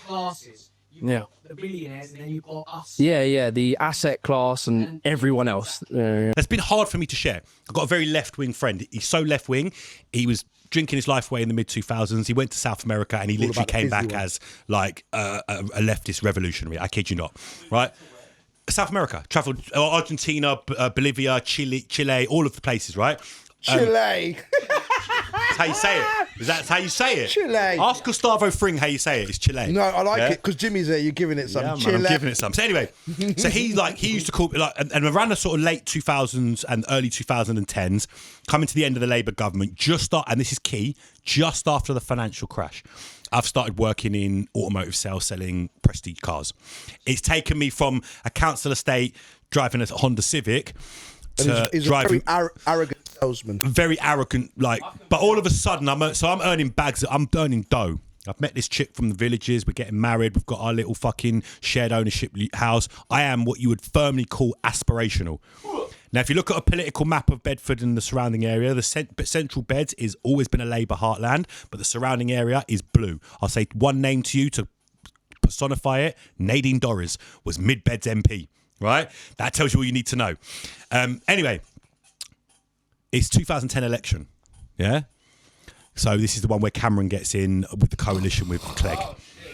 And I voted for Alistair Burt MP, who was a Conservative candidate in my Mid-Beds constituency. Now, around that time... Now, these two are proper arousing each other. This is arousing now, talk. Now the thing that you spoke... You definitely have got some weird gay tendencies going on across this podcast, you have. You've been using words like arouse. No, because you said that word and he went... I did do something like that. Yeah, you did to me. There was a little hit. There was some hit. to the jizzer. Yeah, hips don't lie. Anyway, back in the room. Shaking a little bit. Now, around that same time, the riots is key to this because I remember at the start of the riots, and I'll be honest, there was a real pivotal moment within this story that I'm telling you where I felt my change occurring. So I've come from the very same streets, not the London streets, but our version of it that have birthed these riots. I identify with all of the people involved in the riots. Mark Duggan was my age. Mark Duggan looked like me. But my mindset, I was radicalised in a very, I guess, a lesser way to what you would kind of perceive radicalisation to be. But I was radicalised to this whole, I'm working class, aspirational to middle class. I drive a nice car, wear a nice suit. I got a pretty, her parents are middle class and all of that jazz. So my mind is, well, I think I'm paraphrasing, but you live the gangster life, you die the gangster life. Before the facts start to come out. This is on the Saturday. Oh yeah, look, rioting. Oh, it's all about stuff. This is words I was saying on a Sunday morning. But at this point, I'm a fully paid up member of Tory Voter Club. A gammon, as the kids say. I'm a gammon. Yeah, on paper, man's a fucking gammon, bruv, right? But then I started to kind of, and this was the early days of social media where it wasn't quite as easy to get caught in echo chambers. There was a lot of, it's the word discourse. There's a lot of discourse across social media. And I remember getting into an argument with this girl. And we'd started on a similar kind of page, but I'd kind of read what she said. She was like an extreme version of what I was saying. And I'm like, whoa, no. Yeah, I'm not all that. We're a couple steps from, it's the black kids. Yeah? You know what I'm saying? It's like, I don't know if you've ever had this situation. Well, You'd have it when you're in a pub and like maybe you make a little bit of an edgy joke and then someone says something racist and you're like, well, I'm gonna fucking say it. You've gone somewhere else there, Ralph. But they always try and like. I got a mate called Andy who called me a packy in a pub. Yeah, you know. He was trying to impress his other friends because they was all white. Bro, I've seen that and it makes you feel so uncomfortable because that is why specifically people get funny about language because you might be able to, and I haven't set my flag in this one, but say you use a word like I don't know, like retarded or something like that. For some people that can just be a funny word or whatever, but there are some people, maybe retarded's not a good example, but let's say gay or something like that. Say you call something gay, you go, this thing's gay. It doesn't carry the same baggage. Queer?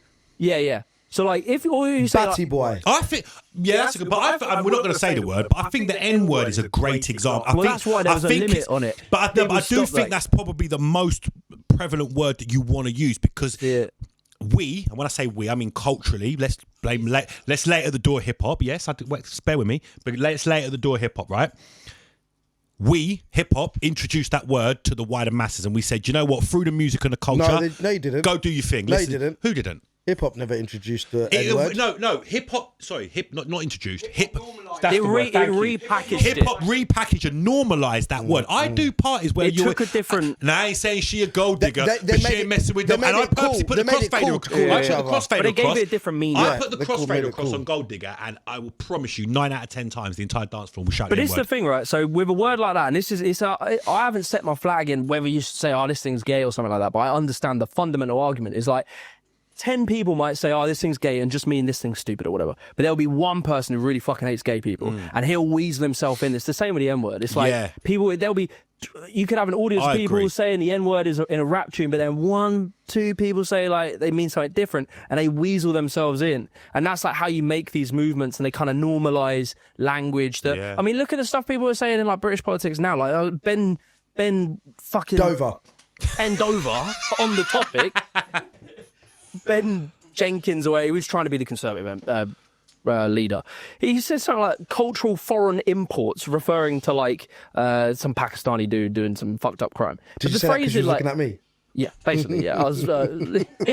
He said alien foreign cultural import. It's like that type of language is so loaded. And 3-4 years ago, no one would have said that. If a mainstream politician said something like that, 4 years ago, let's say, that would have been like, what the fuck? Now he can just tweet that out and there isn't a media storm. And that's because those language, those kind of words have been normalised. It's very, you know what, it's so true. You look at Farage, I mentioned Farage on this podcast before, and you look at how, you know, he looks like your granddad, doesn't he? And he's not much. A lot of... Arky smells bare weird. Yeah, I shouldn't say this, but I'm going to say this, yeah. I reckon he's got a pungent Are you a sniffer, aroma. Jizza? Are you a sniffer, Jizza? Yeah, I would. If he walked in the room, I would go, mate. No, I know what you're saying. Because when I walked in here, I thought it smelled like B.O. I'm like a dog, you got to keep the sense, you know, I'm to like, attack. I walked in here, it smelled like B.O. So I went back outside. Don't mention plane crashes. But listen, that's one time I wish the plane crash had no survivors. We can talk a lot about... Sorry, Tiz. So I said that's the one time I wish that a plane crash had no survivors. Oof. When? Oh, Farage. That's nasty, little boy. So he's a nasty little man. I said what I fucking said. I don't care. That's like this whole... It's another sliding doors moment. He doesn't survive that plane crash. We don't have UKIP or reform. Butterfly effect. Wait, we've got a Farage fan. Come on next season. Yeah, he's a Farage fan over there in the corner. Craig the Discoverer. We'll save him. We'll save his soul. Sorry, go on. We could talk about politics, and I've seen you guys are extremely happy talking to each other with using big words that the rest of us don't understand. We taught meritocracy earlier. Let's get back onto Jimmy. Let's get back onto Jimmy. Yeah, the gym stuff. I'm shutting up because I see you go to extensive. Well, it feels like you go to extensive research because you talk about what you think is your point of view. But then you also talk about what you think, what the other people's point of views are. Yeah. So you don't just sit there with an arrogant thing. This is what I think. You say, oh, this could be the possibility. This is an argument. Of yeah, others. yeah. And you sit on both sort of arguments. That's the benefit from having had a right-wing background is I can see when you go through these topics, I'm like, I have the natural questions a right-winger would ask. So they'd be like, well, hang on a second, you haven't thought about this. Can you simplify right wing and left wing quickly? Okay, so that's a very complicated topic because it's like the spectrum is not super easy to define. It changes with the time. I had to Google it. You did the what's it called? I did it. Political compass. Oh, mad. What did it come out? And quite, like, for example, so at the moment, Saudi Arabia are on a big, like young population. So a lot of their economic policies are quite liberal, but they have slaves. Yeah, no, they do. No, but they What's that got to do with my thing? This is left and right wing. They present their economics as quite free market, and whilst absolutely, like you say, having slaves, banning women from driving. So they're they're left wing in their politics, but they're right wing in their sort of, because then they allowed alcohol to foreigners and nuance. So like left wing, what we don't do. No, left wing is hippies. Let me give you left wing is hippies. Let's hug each other. Right wing is you do it yourself. Sort of. I would say the hippies ended up becoming right wingers. That's where it ended up. That's the nuance. Yeah, that's like the libertarians. Okay, all right. I'll give you the full left and right, and then there's an up and down. You need the up and down. You need the up and down because that's where it all comes together. So you have like authoritarians at the top. You have libertarians here, and then you have on the left, which is going to be right on the camera, so it's a bit confusing. On the left, fuck's sake, it will be socially. You'll have your okay. Authoritarians at the top, libertarians at the bottom. Which is like what's authoritarians and libertarians? Authoritarians like a strongman leader, dictator. He tells everybody. People with authority. Yeah. You do as you do as I say. That's the end of it. If I told you go locked down, you're going locked down. Yeah. Authoritarian, libertarian. We're all fucking free, baby. Yeah, do what you fucking want. Do what you want. If you want bun it down. Bun it down. I think that's the official phrase. Anything bun it down. Bun it down, bro. Yeah, and then on the left, you then have social issues. Fuck me, I thought I'm watching one of his episodes, man. So it's like you have... Oh, brother, it's so confusing. It is very confusing. So on the... Actually, sorry. Okay, so where were we? Authoritarian and what was down there? Democrat. No, come on. Authoritarian and libertarian. Okay. I told you my sponge is full. Yeah, and then what's on the left and the right? It's like economic... Right, so the right tend to think it kind of less government involvement. I'm trying to remember what the specific words are. Yeah, but isn't the right letting the markets kind of do what they do? Whereas that comes down to like, so yeah, you have economic freedom, like, and then you have a state, a big government that will say like, an economic free would be on the right, so a free government, free economic system where if you want to do, me and you want to do a trade, we can do it, and the government can't do it. Get involved in any way. No regulation. Yeah, no regulation. That's nothing. We right-wing libertarian-ish. And then on the, if you get the actual, read the words. Is that what we fucking done? There we go. Yeah, authoritarian, libertarian, left and right. So it'd be your left is like kind of more freedom. Just for the audio guys, I just helped Jimmy do some research. Yeah. And then you would have like this how I explain it. You have economic left and right, and then you have social left and right. That's how I see it. That's right. Economic left and right would be that on the left, economically, we believe in a bigger government that kind of helps the poor people. Fixes prices, sets things at a fair level, like kind of keeps everything more... Maybe provides housing, takes the market out of like housing. So like people couldn't buy a house. Kind of takes the market out of essential things to live, isn't it? So in theory, and they always say this about socialism and less to degree Marxism, but in theory, it's perfect. Yeah. But life isn't... It has its problems. Life isn't lived out in theory, and that's where the problems come in. Right wing on economics would actually really it would be more like let the market decide, free, the government doesn't get involved. If you want to do a trade, we can do it. On the left, we would say the government has to have some rules. So if the banks want to speculate on like really dodgy things like housing and cause a massive financial crash, a lefty wouldn't allow the banks to have the power to do that. Exactly. A right winger would say, we'll let the banks do what it does because the market is smart and it will correct itself because it allows humans to do what it wants. Me, no, I'm like quite centre left, I would say. Like, so I'm like me. And so then you have, centre-left. but then you have the social element, which will be like stuff, which is what everyone talks about, but really it's always, I would say it's a distraction. But socially left would be like caring a lot about feminism, LGBTQ rights. Different minority rights. That would be quite socially left.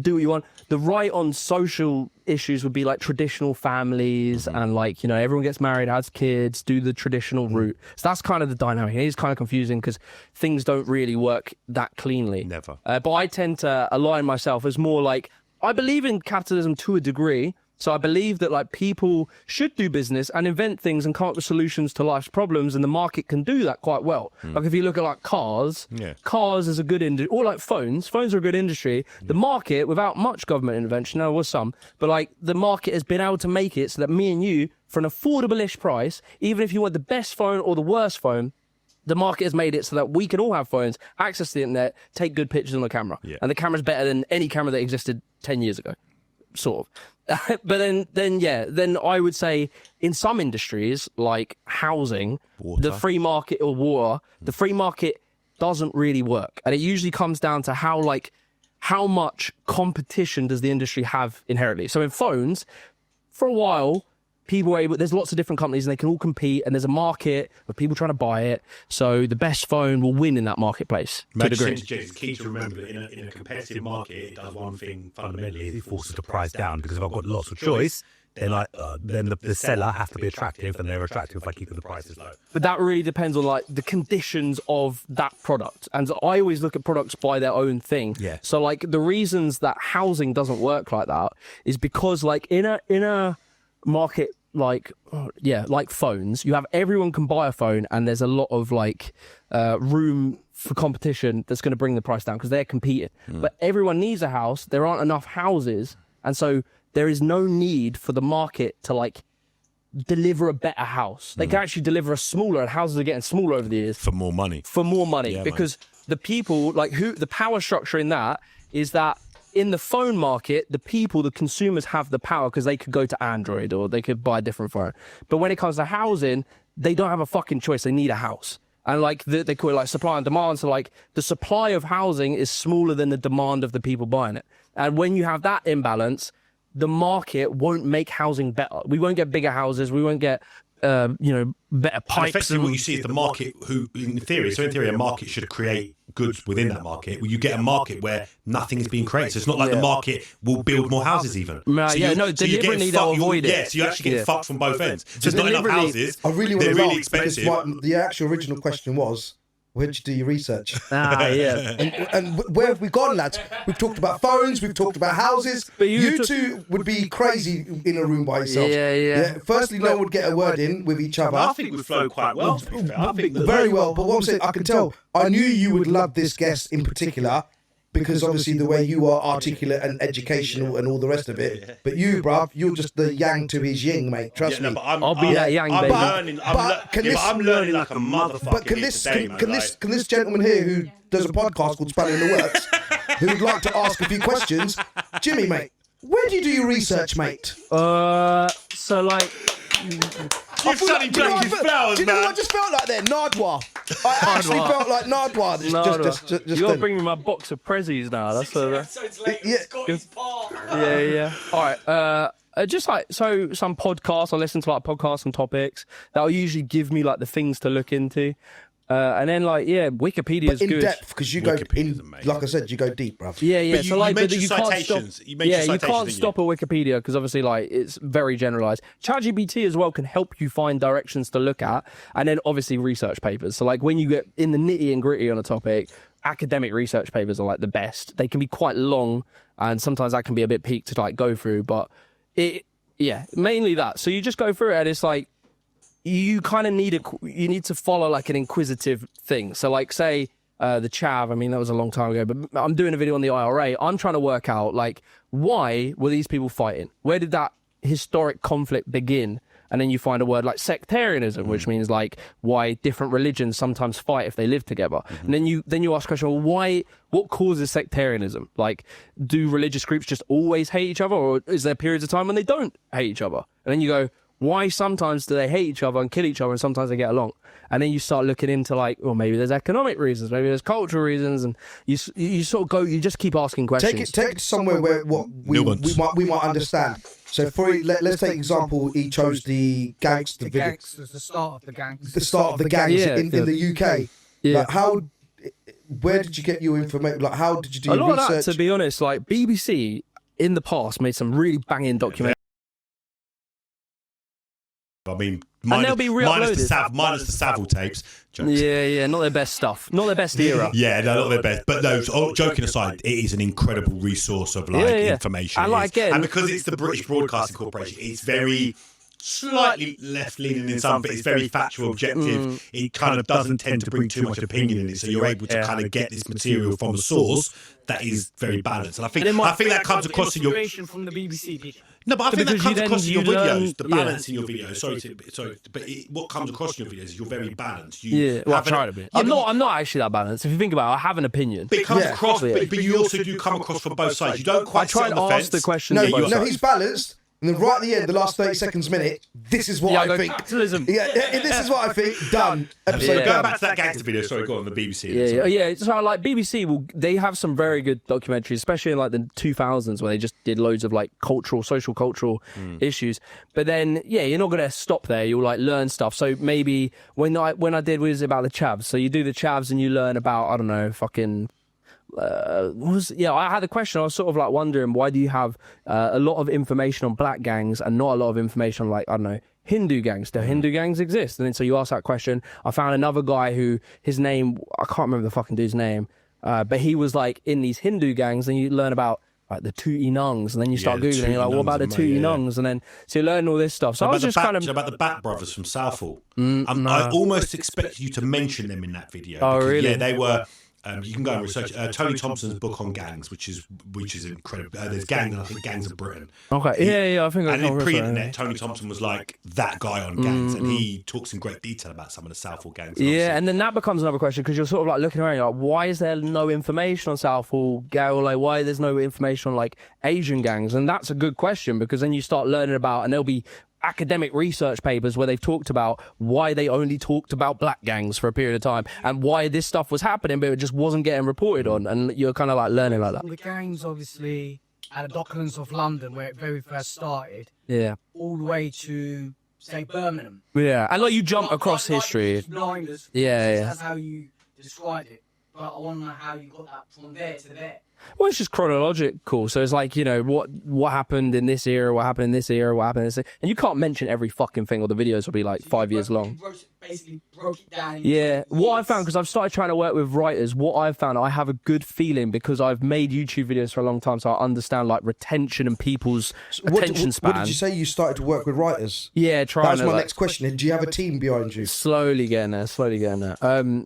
Because I've got that like background of doing these videos for a long time, I just have a feeling of like what's interesting and relevant. And probably there are things I do cut out that I could probably talk about more, but I don't know. It's like, that's the thing with these videos, unless you want to make them 20 years long. And there are video essay creators that will do 2-hour videos, but theirs will be less edited. And I really want mine to be like punchy and a bit like a movie. Do you create and edit your own videos? I create like 2 of them a month. I do 1 or 2, and my other editor does like 2. And I tend to finish his videos. You do have an editor as well. Yeah. And like, what I'm good at is the fucking vibes.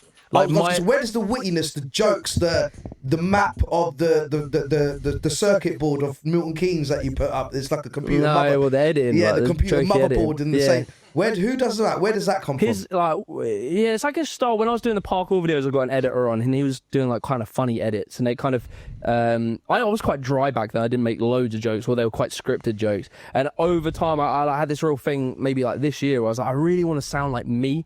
Because I noticed I was telling one of the stories of one of my videos I was working on, with a random fucking dude in a sauna. Don't read into that. I was in a sauna. There was another person. Don't tell him that. Fucking hell, mate. And like conspiracy theories will be going on. When you're in the sauna, you yap with a lot of people typically. And I was explaining my thing, and I was saying it in a way, because I was just telling him like what I'd learned, and he was laughing. And I was like, why am I fucking funnier with this dude in the sauna than I am in my videos? And I realised it was because I was just like being more myself. So I started changing how I recorded videos. I used to have a full script. Now I just have bullet points, and I try and like riff and make jokes. But my videos will be me waffling for 2 hours. Like, they're 30-minute videos. And then you cut them down. And I'll redo takes. So I'll like say this line, and I'll try and hit the punchline funnier and stuff. So it's not like slick.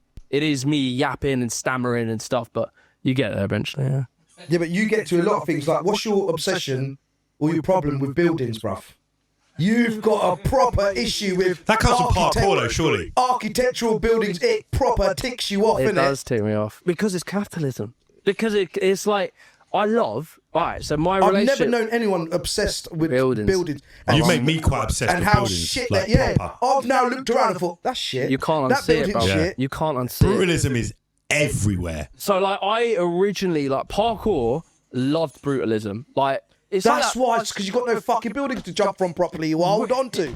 When we was like doing parkour, a council estate, bruv, the only time we would seek out council estates, like Elephant and Castle was the fucking best place to do parkour, and it was a shithole. Like, you feel like you're gonna get stabbed, you just walk in there. And us lot were going in with our fucking bright blue joggers, waltzing into listening to fucking stupid music on like an iPhone or whatever. And like they're like, what? And I don't know. Sometimes you would run into issues. Sometimes there'd be crackheads. Like, I don't know. We loved council estates. So my relationship to architecture back then was like, man, this is so cool because I can jump between these walls. But then when I got a bit older and I'm going on like, you know, trips to beautiful little towns with my missus, and I'm like seeing all this architecture, I'm like, it's fucking fairy tale, dude. And you're like in these places and you're like, wow, it's amazing. And then you come back to fucking Milton Keynes and you're like, and you're like, why are buildings ugly? And again, it's that thing of just following questions. And ultimately, I even didn't do that video well enough. I was still, I said this somewhere else, but I was still a little bit too right wing in that period where I started blaming it on like individual architects and stuff like that. But ultimately,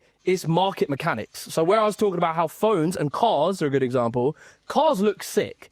Like, cars are... Not now, they don't. You don't think No, like they a do. new They BMW do. or Yeah, they new look Mercedes. Cars look better from before. And that's subjective, but I get what you're saying. Yeah, I get what you're saying. Yeah, Cars look, what they look like now is what we used to draw, imagining what cars look like in the future. But you wouldn't say they look shit now. You can say I loved old cars, but you can still appreciate a new Mercedes or like the they still shininess, look nice. Yeah. And it might not be your taste, but it's like you can appreciate boom bap hip hop, and then you might like a bit of drill. So you can see the.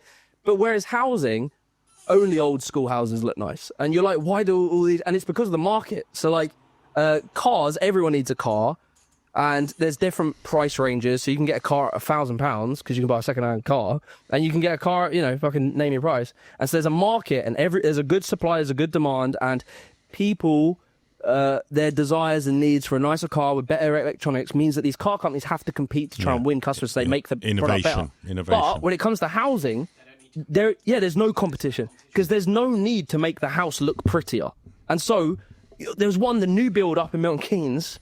And it's like it looks like a 60s brutalist council estate, yet it's luxury housing. And it will sell. Before they come to market, they would have sold everything to foreign companies and stuff like that. And they'll straight away. sit empty. You can't even buy them. Like, individuals cannot buy those houses. So there's no market incentive to make them look beautiful. So they look fucking ugly because they make the most money and they're the quickest to build. That is the only reason. And then compare that to an old, say, village thatched roof. Yeah. You look at that thatched roof house and go, oh my God, this is beautiful in a lovely little village. Like you said, Bedford, Milton Keynes, new build. It's nothing. They all look the same. Exactly. Yeah. And like some places do it better. Like not like flats and high rises tend to typically look shit. Some little areas in Milton Keynes have some okay new builds. Like if you look at Monkston Park and that, they're okay. But like, the general rule of thumb is they all look shit because the market isn't telling them they need to look beautiful because everyone needs a fucking house and no one's not going to buy your ugly house because everyone's desperate to buy a house. Yeah. So. That's the thing. That's why architecture pisses me off. Super fucking interesting. Yeah, that is, but that's why it pisses me off because So it's all because it's finding somewhere to jump from. Probably somewhere deep down. But it is funny how I used to literally.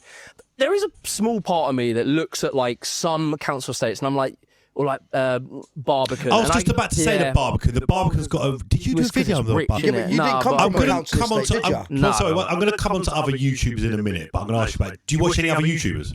Yeah.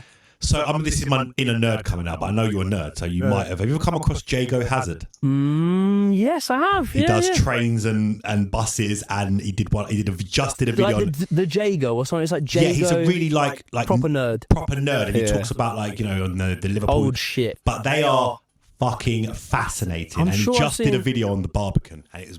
Because he did a video, I think I actually referenced him when I did something about... You did reference him, you did. The origin of council estate. Yes, you did. The Boundary Estate. The Boundary Estate. He does the video on the Boundary Estate and the St. Nick's Slum. That's him. Yes, I knew you watched. Yeah, he's sick. Yeah, Jago Hazard. Big shout out to Dwayne, Pooja and Micah. Big up this youth, right, he's like 9 now, yeah? If you say any two places on the tube map, the not just Harry Beck's tube map, the wider, all of the other connections, any two stations, in about 10 seconds will tell you how to get from one to the other. That's your t-shirt, bruv. That's what's fueling that. This you is sick, bruv. Yeah. So there you go. I shouted you out on the podcast. It'll be here forever now, man. Big the shout. power of autism. The power of he may be, may not be. But I'm this joking, kid, but no, but for real, it could be. But this kid is sick. The thing I have this opinion about how sick YouTube is because of autism. And hear me out here. Right. There was a kid. I remember stumbling across this channel. I clicked on it. There was a fucking insect, and there was like 2 insects, and they were like eating each other. I was like, "What the fuck is this?" My daughter watches these. I click on it, and it's like this kid who is deeply, deeply autistic, voicing out each insect and how they behave, and they have different names. And he's like, "Oh, I'm the queen," and I'm like watching this, and I'm like, "This is brilliant. Fucking incredible." I scroll down, 20 million views. That kid, in any other timeline, in any other period of history, he would have been beaten. That beautiful spark in him would have been beaten out of him. But now he's a celebrity and he makes money. That is the beauty of YouTube. Here's a segue. Mate, I'm the king of segues because you segued that for me beautifully, man, which makes you the king of segue technically. So you talk about that. We talk about other YouTubers. Just 2 YouTubers I want to ask you about that become relevant later. Ordinary Things? Yeah, that's the homie. And Just Some Geezer? He's also the homie. They're both your homies, yeah? Yeah. Right, we'll come. Bear that in mind. We'll come back to that. I know Josh Ordinary Thing's a bit better than Just Some Geezer, but we're going to link up. We'll come back to that. And we'll test your gangster on that in a little while. But I just want to segue into like the world of YouTube, and you mentioned earlier making a living and a full-time job, and I guess speaking from our personal point of view, we come from the other side. Like we are. I think it's taken me a while to adapt to like and understand this. Like, what do you fucking mean? Like, and the internet's a great place. You can find out a lot of information. I'm not asking you to like, bring out your P60 on YouTube or anything. But is it safe to say that we're living in a brave new world, and that the opportunity to be successful through this kind of medium is at its kind of zenith? Yeah. So let me ask the question again. So look, we live in a mad world. My daughter, my middle daughter. You talk about YouTube and the insect guy. She watches all of them, right? And we're kind of coming at this from our end. I make no bones about this, yeah? I think with what we've got, we have something here that is not unique, but definitely has a place within this space. And we kind of have, I'm 45, I'm not that far off 50, right? But I still have them kind of aspirations because I understand how this world works. I'm one of the first millennials, by the way, so I have a real unique view of like, I'm actually Gen X actually, but I very much see the world from that start of the I see that today, from 1969 to 1980. Yeah, and this is relevant, and I'll tell you why this is relevant. But I'll tell you why this is relevant because I remember not having computers, but I also have embraced this world. But my question is this: you say to someone of a certain age, they're like, what do you mean? But are we living in a brave new world where this is a viable? Like, let's be real. YouTubers now are the new TV stars. They're the new. But talk about it from a point of view of someone who, you're not famous as such. I know a lot of people know you. I met a guy outside a pub in Watford. He's famous. What are you talking about, bruv? But I don't mean, no, you know what I mean, though. You don't. Are you going to get a picture with him afterwards? Yeah, definitely. He's famous. You can walk down the street and you're generally okay. You might get some people that spot you. But what I'm trying to ask is, what does that look like from your point of view? I mean, you mentioned getting fired from all these jobs, and you seem to be doing all right, bruv, if I'm honest with you. I've seen you flat in the background. Looks all right, bruv. Basically, what are you earning, bruv? No, that's not what I'm asking. No, what I'm actually asking is not what you're earning, but, talk to us sort of from that point of view, what that's like in terms of succeeding. But then also, I guess I am fishing a bit here, but I also want brutal, honest truth. With what you kind of see from that side of the desk, so to speak, are you going to make it? Yeah, how and more how can we make it? How can we make it in kind of summary, I guess? You need a third person on that couch. He's dying, isn't he? He's dying. So just for the public, we have an audience member who's dying to be on the couch. One day, he's just got to shine his teeth a little bit. Jamie's sitting there going, me and Warren just been talking about 40 splits off camera, and now suddenly wants to bring someone else in. No. Like, where the fuck's that equity coming from, splits. There's no splits. Where's that equity coming from? For no more sponsors. There's no more splits. Now, go on, yeah, the long-winded question. Go on, hit us. Yeah, I'll say YouTube is obviously a bias to somebody succeed on YouTube, because I see it as I worked really hard, I came up with great ideas and it rewarded me. So I do have this feeling that it is quite meritocratic. If you were to try hard and do your best and have good ideas, I think you can succeed. There is an element of luck, and there's also an element of time. So I was lucky. I was furloughed from my job as YouTube was popping up. Right. Just think, I had a month to just go fucking hard in the paint to make YouTube happen. A lot of people are never going to have that month. So a lot of it is time and just continuously going and always kind of trying to see a new angle and how to stand out. Because a lot of people, they just do what is the status quo, but you need to see it strategically. Like, working with people like myself who was like, I have an audience. So. Which wasn't a conscious thing. I think we naturally gravitated towards you with the content of our thing. And, it was almost a throwaway comment. I watched this guy called Jimmy the Giant. He made a video on class. Yeah.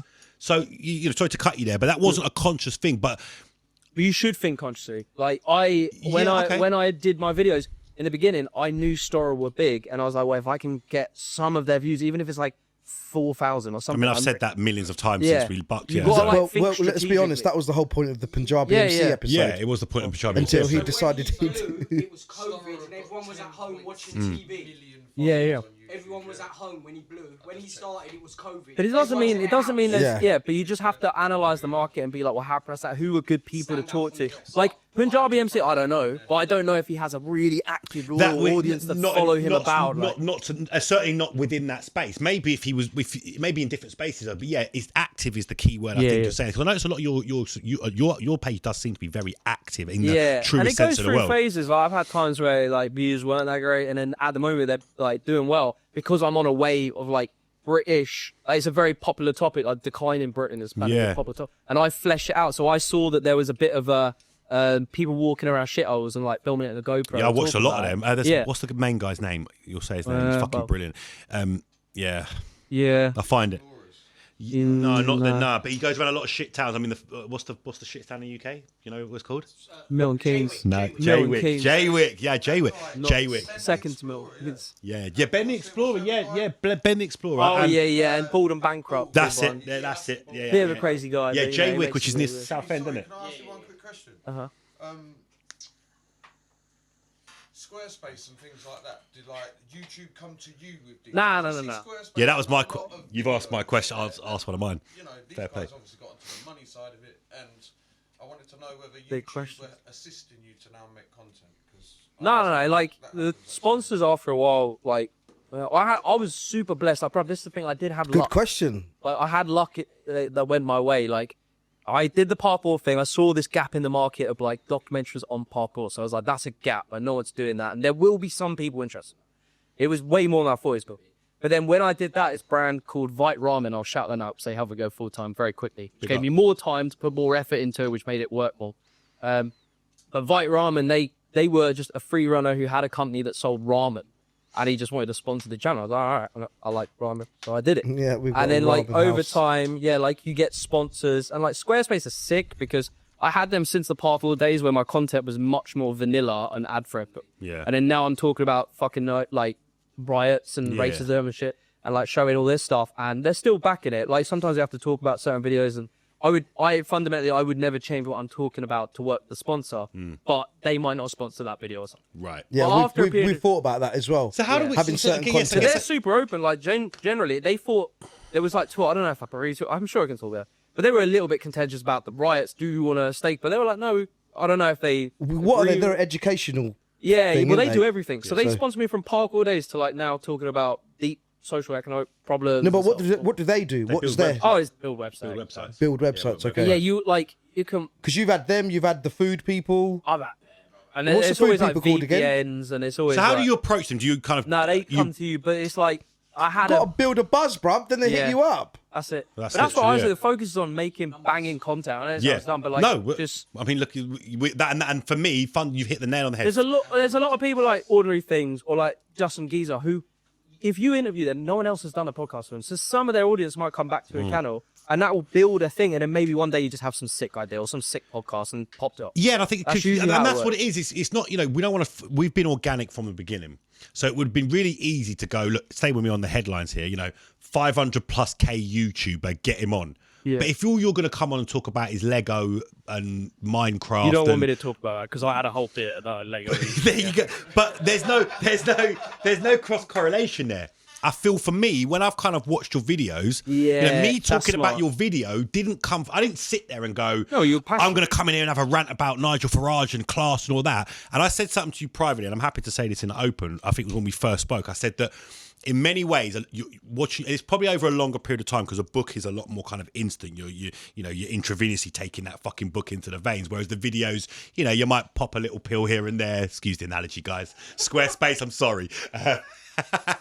No pills are consumed. No, when I no make my pills. videos. But my point being is like, no, when I first started watching your videos, I've read Natives, Race and Class in the Ruins of I want to Empire, read that. which I'm so surprised you haven't read. I watch your content, I've read the book, and I go, how the fuck has this guy not read that book? That's insane. Like, I will. Like, I just want to read it. but you get the audiobook, because that's how I did Killing Thatcher, just fucking in my ears, mate. That's how I did Nipsey Hussle's book, just in my headphones. But you reminded me, not so much, I'm not going to say that you are an Akala, but in the way you frame issues in their true context, it gave me that Akala vibes. I would read Akala's book and go, fucking hell, my man literally just frames that in the most, like, for example. Yeah, he's so good. You know, we talks, the classic one of his is, you know, we talk about black on black crime, but we never mention white on white crime. Why not? And he delves into the nuance and the understanding of that. A lot of what you do kind of, I guess, kind of goes with and sort of mirrors that. I don't know where the fuck I was going with this tangent, but I think Akala's sick, and it kind of, it's a bit sad that Akala and low key, like, they've gone down the political route, but they don't, like,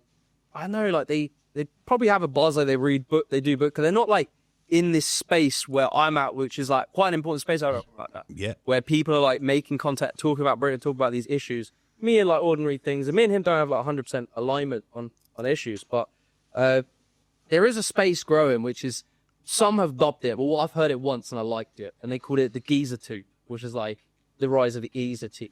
Okay. So like just laddie British guys talking about politics, and I'm surprised people like Loki and Carla don't try and get in this world. And like, it's a world that is bubbling at the moment, that hasn't integrated itself. So what I'm trying to do, and that's my brain of how I used to parkour, is like link up these people. Let's build a fucking community or something. So like, I'm trying to do more streams, but streams take a lot of time. Mm-hmm. So I'm trying to do like interviews on stream with these guys. Like a lot of the reason the right did so well online was their whole community was completely interconnected. Yes. Like you would appear on this podcast, he would appear on this podcast, they would all appear, and they had this network. So once you listen to Jordan Peterson, you're then in the Ben Shapiro world, you're in the Matt Walsh. Whereas the left have this problem of infight, because lefties don't agree on everything, and they're too fucking stubborn to just be like, let's work together on the things we agree about and just fucking put aside the other bullshit. Like, that is completely my pragmatist approach. I spoke with Hassan, and Hassan Piker, he like gets a lot of flack because he's like, probably in some regards, probably a communist, or like some would say he's like a tanky, which is like a sort of Hassan. He's the Turkish brother who's and his dad, his uncle is Cenk. He's a big Turkish left wing politician, isn't he? Yeah, yeah. And he's whatever we talk about, you lot go back to left, right wings and communists and predocuments and analytics and. We say predocuments. I love that. I love that. The predocuments. I've not gone into the predocuments. Nah, man. This is roll them predocuments, bruv. But what I'd like to take it is tell us about. Shut up. Tell us about the sharmate.org. Shamate.org I read and crashing the website. Took it down. What's this? I don't know about this. It was like an old. I felt proud about it, but then comments were like, "Why did you do that?" I didn't do anything specifically. What is it? And Shamate were like this small goth emo-esque subculture in China, and they look mad. I saw that. Yeah, their hair's like this. It looked like Goki. It was sick. Well, it was crazy, but they. Yeah, and it was like hard style. It weren't like emo music. It was like hard style trance. Like it was like Gabba. Yeah, like Gabba. Gabba. 180 I want to do a video about the Gabba scene, because bro, you should. Apparently, a lot of them are fucking Nazis, and they're listening to like this. No, they are, and it's like 200 BPM. Have you ever heard 200 BPM music? It's fucking insane, and they take loads. No, they take their drug of choice is a weird one. It's like, I think it's ketamine. It's like they take. What? Yes, I know. They take ketamine and listen to 200 BPM music, and of course they're Nazis, bruv. I'd be like, what the fuck, bruv? Yeah. Outrageous. So what happened? What happened? I just shut them down. It wasn't as bad as that. So I made this video, and like I mentioned their website. It was like shamate.org. I didn't even say click on it. I was like, oh, this website's still up. They had all their old shit. It was quite cute. And then like I put out the video, and then everyone must have went on the website and they crashed it because it's on some old fucking archive server with no capacity to take people. And crashed it. They can't. So look, we could literally sit here all night. I've got my list here in front of me of like things. Hang on, one more thing. Yeah, no, go on, you go. Because let me just quickly so we've touched on pretty much everything apart from one thing I do want to touch on, which is the north-south divide, which I'll come to, and then the importance of engaging in politics, which we've sort of touched on. But go on, Sonny. Bloody, I don't want to hear the word politics and left and right. You got the wrong guy. Wings. You got the wrong guy. No, but you do that a lot. Is that what you're into then? Yeah, I'd say so. Like, it is what you're saying about culture, and culture is cringe, but culture is downstream from politics. Like, it's all connected. And yeah, like, I first went into it from Tiger X. I just liked, having people my age doing some cool shit, creating some stuff. And then, I don't know, that interest evolves eventually into like politics, because ultimately you start wondering why some people live better than other people. And like, you want to, I don't know. Yeah. You know how you've obsessed over this conversation we had, which we're not really going to talk about, right? You watch You Go Away now, and you're going to start to obsess about left and right. You're going to start to understand where you sit. It kind of comes to all of us. Yeah, you got to be into it. Like, I watch your things. A lot of it was about politics and big words I didn't understand. Yeah. But things like pirate radio. That's where I but on the surface you go, how the fuck does pirate radio link to politics? This is what I'm saying. It does, but it's of course the CBI. I mean, they're information that literally you gave, a literal government body. And the reason it had to exist was because it was illegal to broadcast. Yes, this is what I'm saying. That's why it's all politics. All politics. Everything always goes back to politics. Everything. Everything. There's not a single thing. You cannot say a single thing, and I promise you, 6 degrees of Kevin Bacon is politics. Okay, what is virtual signalling? Where you like openly say, "Oh, I'm all for women. Oh, look at the women. Oh, there was a bombing in France. Let me put a France flag up." But beyond that, you do fuck all else. You're just signalling you're signaling how virtuous you are. Look at me, everybody. I'm amazing. I put a flag up. I support the right cause. I support the right cause. Look at my wristband. But then you do fuck all else. That's virtue signaling. It is sort of tough, because like at the end of the day, you meant to not say anything. Because I made that video a while ago, and I was definitely in a different space. So it's like, you're not meant to say anything, and like... Was it you that made about the bands? Was it you? About the what? About wristbands? Was that you? Yeah, like, it was part of his video, yeah. Bands, remember that? I watched so many videos. I didn't know whether that was you or not. I'll tell you what I've watched, yeah? The Real Foreign Invasion of Britain. Which I think is your best work. The Migrant Crisis Destroying Britain. That's my favourite. Well, that's one of my favourite. The UK Riots, The Lies That Broke Britain. The Left Field Young Men. Failed. Left failed. Yeah. Why everyone hates Thatcher. Why it escaped the where Thatcher. England's evil North and South divide. Now, on that, just pause. On that, I have experienced that for nearly 4 years. You remember Shannon Matthews? Shannon Matthews. She was pretending to be a mum pretended to kidnap her. They found her at the uncle's house. Karen Matthews was the woman. She was like Queen Chavs. Karen Matthews. I lived just on in a road off the estate where that happened about 6 or 7 years after it happened, and I watched the north-south divide. I was also living up there when Joe Cox was stabbed by the right. I was there. I get goosebumps when I talk about this. About a month before, I was starting a business, which ended up being Sound Temple, but I was going to the job centre.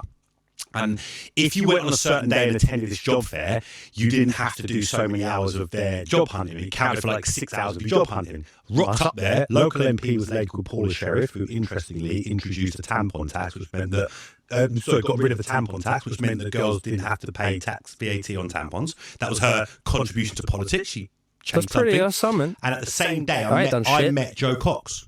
And we spoke about jobs, and it was around the time of Grind for Corbyn, 2017 sort of time. Yeah, see, that's a movement I think needs somehow resurrect. And that was what I was saying about Carla and Low Key. Like, I hope they can somehow see that there's a new left that's starting to create that is more about social economic stuff, which is all up their street. And they could try and interact with it a little bit. And we talk about politics in that, that sort of ubiquitous, stuffy toff in Westminster. And that's something I've got to be careful, because the reality is not that. And I met these two women, and it's very key that they were women. And I met these two women who were doing great things within their community, who to some still came from a perceived privileged background. And I remember where I was laying on my sofa watching England versus Wales in Euro 2016, and you get a notification on your phone. I got a Sky News notification, and I looked down and it said MP Joe Cox stabbed in Birstall, and I lived a 10-minute drive from there. And I remember getting in my car, driving up there, couldn't get anywhere near. And when I realised who she was, it was such a fucking it was a real profound moment in my life, if I'm honest. Like, I've moved to this community, I'm call me what I am, black, mixed race, from down south, London they used to call me. London. London, Annie, if you know, you know. And they not only took me into their community, because they did, man. I was DJing in their pub. Like, I was like chilling with these people, bro. They're, awash with cheap cocaine. Like, people fighting over all sorts of shit. But it was a real sense of community. But you could see that so many things had ripped the heart out of this community. And then you got these people who were trying to do good. Jo Cops was not a northerner. She was from somewhere like Newbury or Banbury, something like that. But she was in this community. And this is where this is relevant. She was murdered doing her job by a terrorist, a homegrown terrorist who was framed as a lone wolf. Now, if his name had been Muhammad Akbar, Akbar fucking whatever, yeah, it would have been ISIS and whatnot. And I guess the point I'm kind of... Is that what the media said? Bro, he was a lone wolf, man. Go and look him up. Thomas Hamilton. Not Thomas Hamilton. He was Dunblane. His name was Thomas something or other, right? This guy... And he murdered her, bro. He walked up to her, yeah. He fucking stabbed her 6 or 7 times, I think once in the throat. And what was the motivation? When he stabbed her, he shouted "Britain first" for Britain first. Fucking bastard. Because she voted again, and he was radicalised by the very same right-wing press we often spoke about privately. What you've mentioned in your videos. And what I see in your videos is we're 10 years on from that. And honestly, man, I'm not ashamed of this. Like, it makes me quite emotional when I think about it. I met this woman for maybe an hour, and she left a real effect on me. She was a lovely, who spoke posh, and I liked her colleague, actually, because she was a bit of a northern big bird, and when I found out I like to delve into people, and understand them, and understand about them. When I read that, I was like, that is fucking an amazing thing. There are girls that, were having to go to school, and let's be really graphic about this, shove school toilet tracing paper up there. Fucking, God, that's horrible, man. And this woman fought. She could have done anything as a politician, anything. Sat back, took the money, done nothing. But she didn't. She fucking said, no, I'm going to do something that's going to make a difference. And there are girls today who have access to, what's it called, sanitary products. That's the whole, that's the sad thing about how we don't. And that's politics. Yeah. Who would have ever thought tampons was politics? Yeah. But that's the thing. It's like we don't it's hard to explain to people. My group of people are very quite politically engaged, and I have to always try and remember there are lots of people that don't even understand what the terms left and right mean or what they look like. And I have to remember that. And sometimes you have to even think, when you asked me to define it, I was like, it's kind of complicated. I need an easier, quicker way to just explain certain things like that. And that's the failing of our school system. Our schools didn't deem it important for us to understand the principles that guide our whole country and lead us to make decisions that we make. That's by design, because schools are supposed to churn out workers. No, I don't even think it's that. I think it's just life in itself as well. Certain people that come from certain backgrounds and, like you said, council estates, whatever other situations, it's what you're taught, isn't it? Yeah. Some people are too busy trying to chase the money, just teach people churn out rumble. Yeah, and it's interesting. That's now, bruv. No, but excuse me. But it's not. And actually, I'm going to draw. Schools are also teaching. You asked me where research is, right? So let me tell you how research works. So I read Natives. There was a paragraph in there about schools failing and being by design, and there was a little link to the bibliography, which took me to a book called Racism in Education, ? By a guy called David Gilboard, who just so happens to be the foremost scholar on critical race theory that we've ever had out of this country. I spent £54 during lockdown, when motherfuckers were broke, on this book, and I read that book, and everything you talk about there is by design. Because it's not just racism, it was classism as well, and the school system was specifically designed. You bear in mind, 150 years ago, there wasn't schools, only rich people went to school. The kids went up chimneys and down into workhouses and down mines. It was only when school became compulsory about 120, 130, however many years ago. And from the very beginning, and of course there's been adjustment throughout time to suit the social and economic times that they existed in, but the education system, by its very design, is designed to churn out, for want of a better word, non-thinking workers. Yeah. You don't dare think. That's why lefty, there was once upon a time smart people. Look at we're talking about nerds now, and nerds are kind of cool. Yeah, big up Kanye, you made nerds cool. You helped make nerds cool, man. A lot of people, but nerds were. How dare you fucking have an opinion? How dare you think? How dare you read? You read? Are you a puffer? Yeah. And that was always framed. So don't get it twisted, bruv. Yeah, there will always be, especially in a post, I guess, modern world, there will always be. Did I ask the question? Why are you looking at me? Because I'm answering it to you.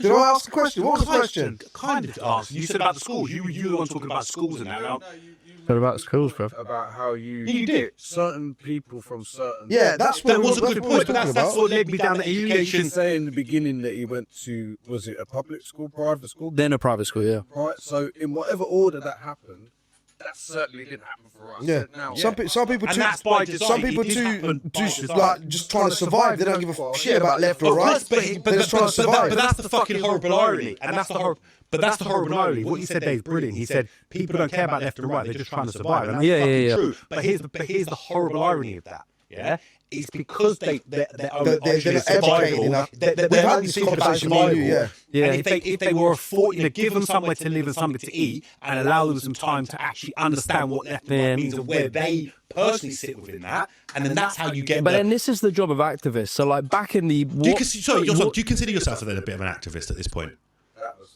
I guess it feels cringe to say because I don't really know if that's like a. But I guess I feel like I have an opinion and I want people to think what I think. You've not mobilised me. I was, but you've look. He is more talking and thinking about politics now than ever, and it's no coincidence. And I'm not just saying this to give you your flowers there, but since he watched your videos. Yeah. Now, come on, let's fucking talk it. I'm not. I want to stop talking about it.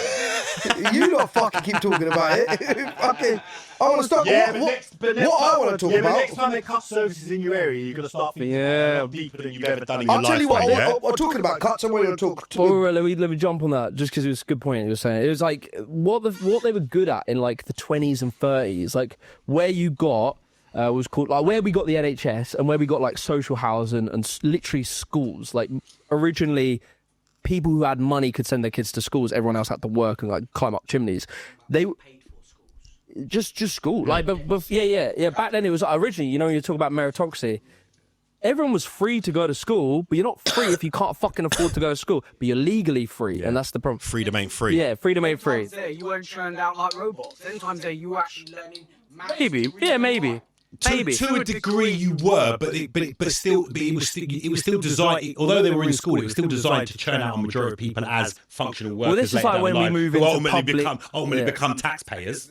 That's what you really, because that's ultimately the government what you want. Regardless, even if it did churn out robots, it did cause people to be smarter and be better. So there was benefits. Everything is black, not black and white. But 20s and 30s, right? Because everyone's working in like fucking factories. What the left and the activists back then were good at was actually politically engaging average Joes. So average Joes back then, from my understanding, had really fucking good comprehension or understanding of like the class structure, like the fact that you are working class and the system is causing you to be held down so that the ultra wealthy can rule and be powerful. They had a good understanding of that because activists back then, they were handing out leaflets, they would make you join a trade union, and like we trade had union this movement is so important, and there is a direct correlation between the death of the trade unions. But you are also seeing a renaissance of that. Anyway, yeah, I'll let I you think carry so. on, And like that's the thing that we need to get better at, and this is the problem with the left, is the left are typically academics, because the academics, they go and read the books and they start working out all these structures, and they talk like me and Sonny are sort of talking, me and Tiz are sort of talking at some points, where you're using language that only me and you understand. Then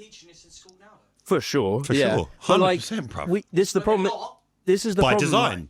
I'll tell you what they're teaching in school. We don't know.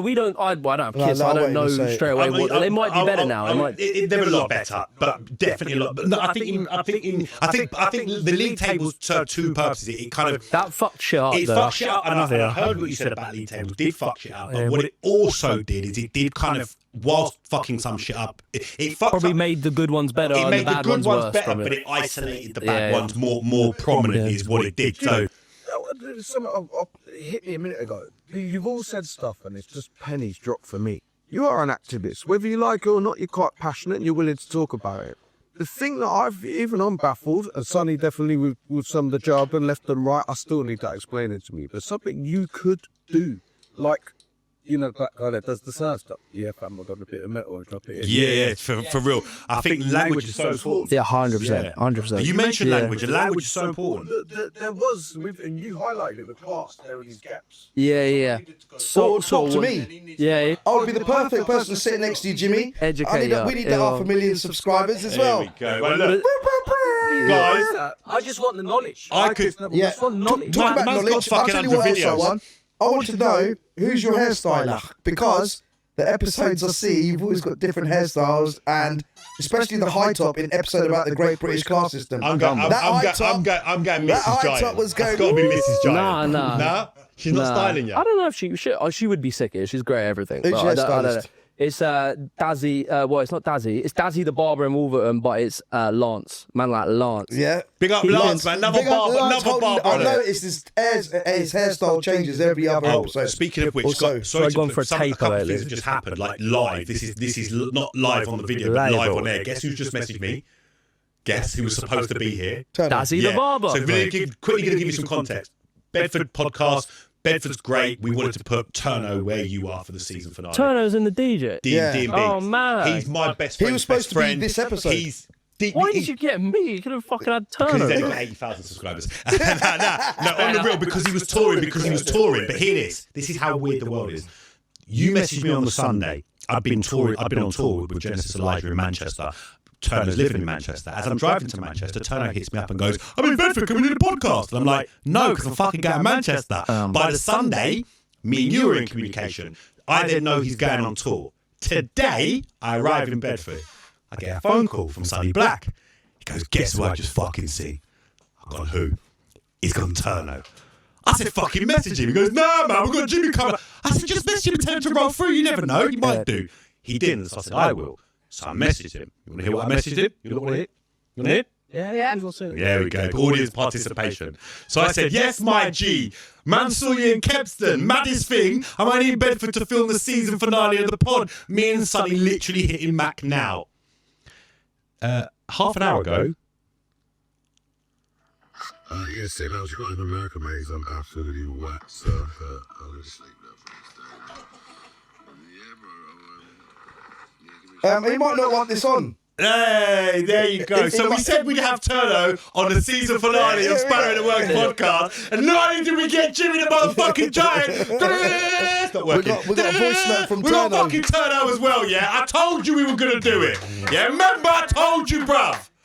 But now, so I had to do that live in the moment because I'll be honest with you, bruv. We can have this conversation again and again. I would love Jimmy to come back. I'd love Jimmy to come back. I would love Jimmy to come back as a. I would love to hear a hot 16 from Jimmy before we leave. Oh my God! Wait, Jay, Is that where we're going? Yeah. Before we do, we blatantly robbed this off of a very famous American podcast called Drink Champs. They do called Quick Time on Slime. Okay. We've simplified it. I simplified it because I'm the simple one in this situation. See, took one for the team there, son. Pause. We call it this and that. All right, so we're going to hit you with this or that, and here's how it works. God, the nerves are coming. You have to choose one or the other, and if you can't, some said, look, I can't choose. You've got to donate £5 to our Just Giving, which goes to our charity for season 1. No, it goes to season 2 for the money that we got to spend on our podcast. Oh, there you go. Now, if he's going to spit 16, you've got to spit 16. Yeah, I'm only rapping if other people rap. I'll rap I can't do it. Put his on the spot. He's going to say yeah, and Alright. it's got to be. Each of you have got to do whatever, like, so I'll pick a theme for, say, you, she picks a theme. No, it's going to be written, bro. I ain't got any written stuff. Are you freestyling? Yeah. Jimmy's We're going for it, yeah? Come on in! Nah, not right now. No, we'll do it in a minute, in just a second. Right, let's do this and that. Let's get it done. But before we listen, we say this every episode, but we've got to say it 6 times now. So I'm just going to say, look, we brought you here to give you your flowers, man. This has been one of the most surreal moments of my entire fucking life. I'm literally watching a guy who I was watching on my screen over the last year. Bringing that to life has been a fucking incredible experience for me. I don't give a fuck. I'll fanboy all day long. And you are exactly how you are. You are exactly how you are. Like, you are the Louis Theroux of the internet. You're now the fucking Louis Theroux of Spanner in the Works podcast. Ladies and gentlemen, make some noise for Jimmy the Giant! Right, it's not finished yet. It's not finished No, yet. it's not finished yet. Right, here we go. Let's get straight into it. Right, this or that. Start with a nice easy one. Manchester or London? London. London? Why do I say it like a northern? London? Have you seen that meme? Nah. It's this Coronation Street thing, right? It's like so they say, you have to watch it. It's fucking, it's fucking hilarious. It's just got all these clips of like, it's got all these clips of like Ken and Deirdre going London. So now whenever I say London, that comes to the fore. I'm sure. Right, it's London, yeah? Ordinary things or just some geezer? Ooh, don't do me like that. What are they? God, that's fucked, bro. Oh, he can pay is that your fiver. mates that you do the podcast with? No, I don't do it. They just make content. I'm gonna say ordinary things. It's just. I've only just got into Just Some Geezer. All right. Okay. Yeah, me too. I like ordinary things. He's got high production value. Just Some Geezer is sick though. Yeah. They both are. I could choose that. I'd have put a fiver in, but it's not my. I didn't know it was an yeah, that's the option. Raves or festivals? These days I don't do either, but raves historically. Last rave you went to? Fuck man, what was it? God, I haven't been in so long. I remember I went to Lost Village. That was a festival. I went to one in Milton Keynes. It was called like something MK9 or MK90 or some shit. Unit 9. That's it. Yeah. Yeah. It was like drum and bass. It was decent. That's the Milton Keynes, isn't it? Which leads on nicely. MK or Luton?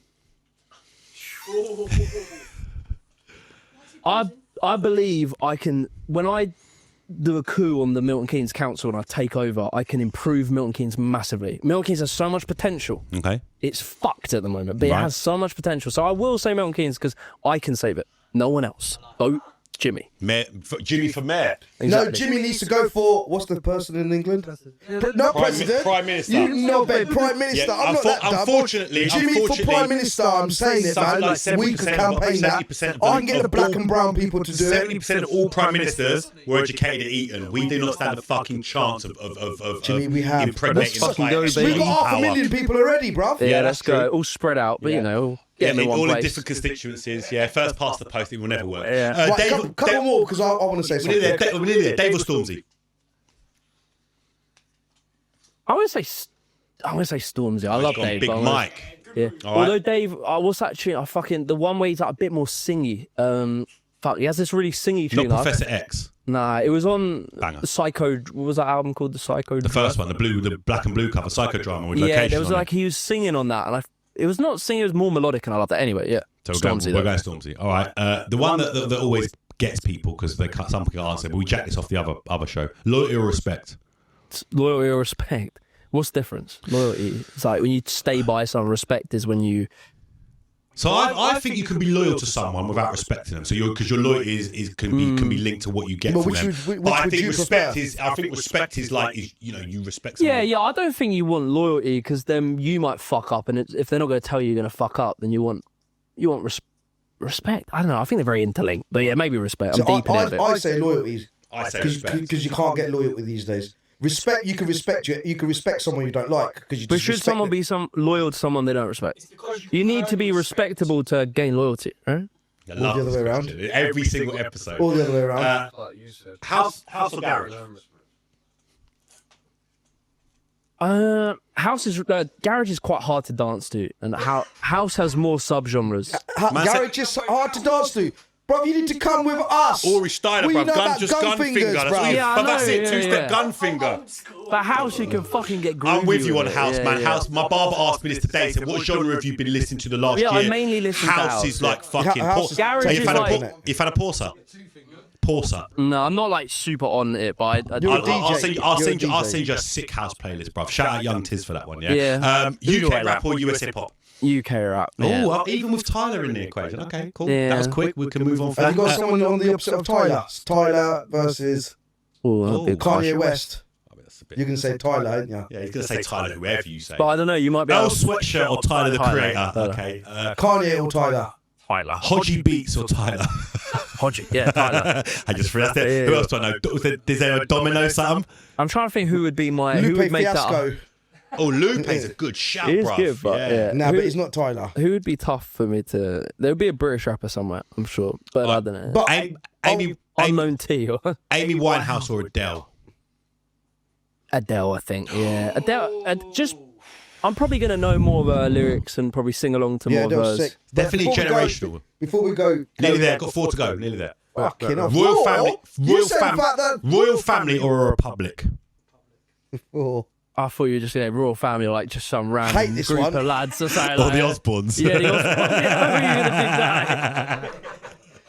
Osbournes. Now, would you rather have a sovereign head of state like the king or queen, or a republic where we have an elected president? We've got another hour. I would say probably I like the traditional, I like the aesthetic of the royal family, but I don't like that they have power. I like how I think it's like the fucking the Finns, or some people, they still have a monarchy just for aesthetic. The Dutch are a bit like that. The Swedes are a bit like that. But I think when you look at things like the Panama Papers and how entrenched they are, but also I think what it's built on as well. And for someone who talks about meritocracy, I mean that is the ultimate fucking. But it shows me that. But that's the thing. I love beautiful architecture. All of that comes from slavery. There's no way we'd have had that without fucking slavery. So it's like everything's nuanced in it. All right, this one. No, I'm not going to ask this because everybody. It's just fuck it. We'll move. How are the pyramids built? By the bros, man, with the fucking lads got together. Thousands and thousands of slaves. Actually, I don't think that's true. I'm not sure, but I think that's disputed. Now, I think they were paid. I think they had communal place in there. It was okay. I might be wrong. I mean, I got that from Peep Show. So Jimmy, yeah, you're a Peep Show fan, by the way. I fucking love Peep Show. Are you a Peep Show fan? Bro, I love Peep Show. Bro, can we do like a live or just on Peep Show quotes? I could, yeah. Like, yeah. Crime. It was not. Aliens didn't have nothing to do with it, no? I don't think so. The secret ingredient is crime. Maybe. Speaking of Peep Show, are you a fan of the Barchester Chronicles? And does anybody want to smoke some Bishop's weed?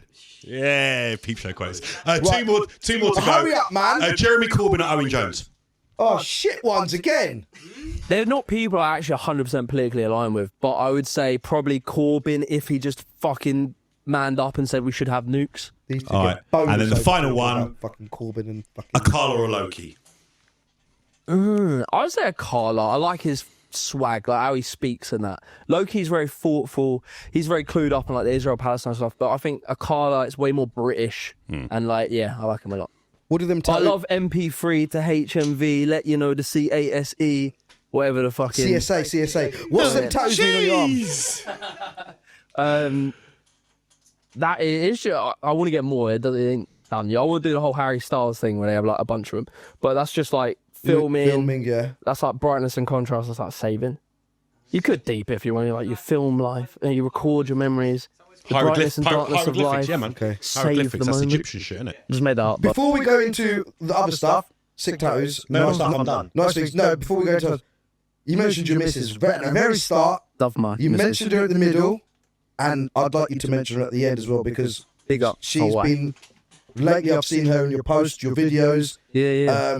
Your wedding looked amazing. I feel like I was a part of by seeing the videos and whatever else. And you look very happy. And like I said, you mentioned her a lot. So is she a part of what you do? Do you involve her into it? Because I see you've been getting her to do some filming. I'm a part of what she does. Okay. I have two public personas and I have been stopped in public. So I mainly, obviously, people would say, oh, are you Jimmy the Giant? But I've had people say, are you Vlada's husband? And I'm Kieran in her videos because that's like my real name. So they're like, are you Kieran? And it's so funny. I was like, what? How do you know me? And they're like, your wife makes videos. So I have like these two alternate, and some of them don't know that I do videos. So, but yeah, no, she's love of my life, absolute angel, and she like, yeah, definitely had an influence on me in some regards. In like, I guess the content I make in a way, just because she was Ukrainian and obviously the war happening. And I was going to ask you about that. You've been in the war. Yeah, I've been in. Well, I haven't been in the war zone, but I've been to Ukraine and I've. Well, hang on. So what, did you say you could hear bombing? Like? Yeah, but I ain't been on the front lines. Like, no, yeah, you were literally like the Klitschko's like spraying AKs and stuff. You know what I mean? Like, the Swami. In a community where there are bombs going off like down the road. Down the road, like in the, like in the vicinity, like probably here to like maybe. Try speaking to Mike, bro, please. Milton Keynes, like probably that distance. Well, I don't know. I heard it. It was fucking loud. They weren't super close. Did she come over here because of the war? Or is we met in Thailand, and yeah, I just saw her in a coffee shop, and I was like, "You look beautiful. I heard the story. How you doing?" Yeah. And then next thing, she like, I go to Ukraine after a while, like, after a couple months, and I was like, "This is fucked. I need to get you out of here." And then I bought her back. Within 2 months, I went and bought a fucking flat, and then we got married like very quickly after. Like, congratulations, bro! Quick, yeah, rated, mate. Absolutely you took rated, her out there, bro. yeah, man. Well done, my brother. Her, yeah, she's an angel. I love her. Must be. Well done, my brother. Yeah, man. Applaud you for that, my bro. Got it working just at the right time. He's proper bully, innit? That's why he calls himself the bully. He's bullying us to spit at 16. You don't have to rap though, because I can bounce off other people, but the pressure will kill me. Oh, I'm not beating. It's just it'll be loud. I need some volume. Are you going first? Oh, pressure now, isn't it? Tizzy, can we go louder? Am I going first? I'm on. That'll do. Yeah, I can't go. game. You can cut your hands, bruv. We'll rap. Don't worry about that. Leave it here.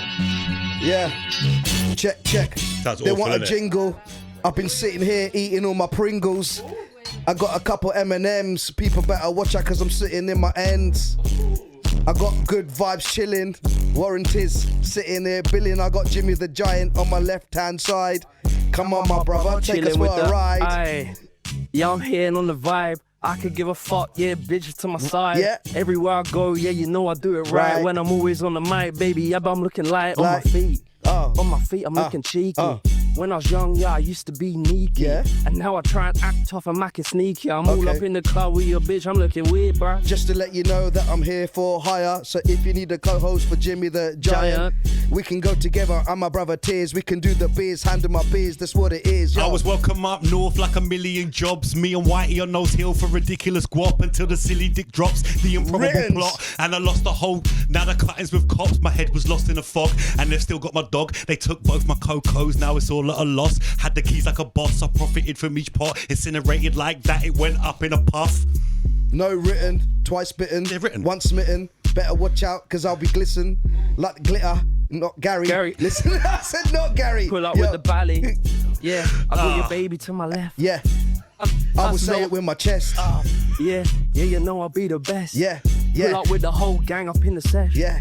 Yo, make sure I'm rolling with Jay Sim. I got a call on my phone from a girl named Kim. I said, where you been? She said, if we do it, it's a sin. I said, we did it once before, so we should do it again. She said, do it again. I said, like Hove and Sieg. Back in 1999, or was it 93? It was 99, because it was millennium. And I'm like Will Smith in the millennium. You fucking millennium bums. Niggas from this town. Right, another beat. There's another beat coming. Listen. We're warming Another up beat now. coming. I can't freestyle. That wasn't too bad though. Bro, we just did freestyle. I know you did it written first. Wagged up in the fucking club looking ballied up. What? Yeah, I pull up with a fucking truck. Yeah, I fucking pull up with the damn van. Yeah, I pull up with the gang, man. And I'm pulling up saying, what's good, bitch? If you wanna come, try and get up on the guest list. I'm like, text this number if you wanna. You can come to my yard if you fucking swallow. Holler for $1, maybe a couple quid. I'm chilling with your bitch. If she really want my kids, I'm saying, no. Yeah, I'm running from the po-po. Only living once, say that shit. No mo. YOLO. Slow-mo. GoPro. Back and forth, yo.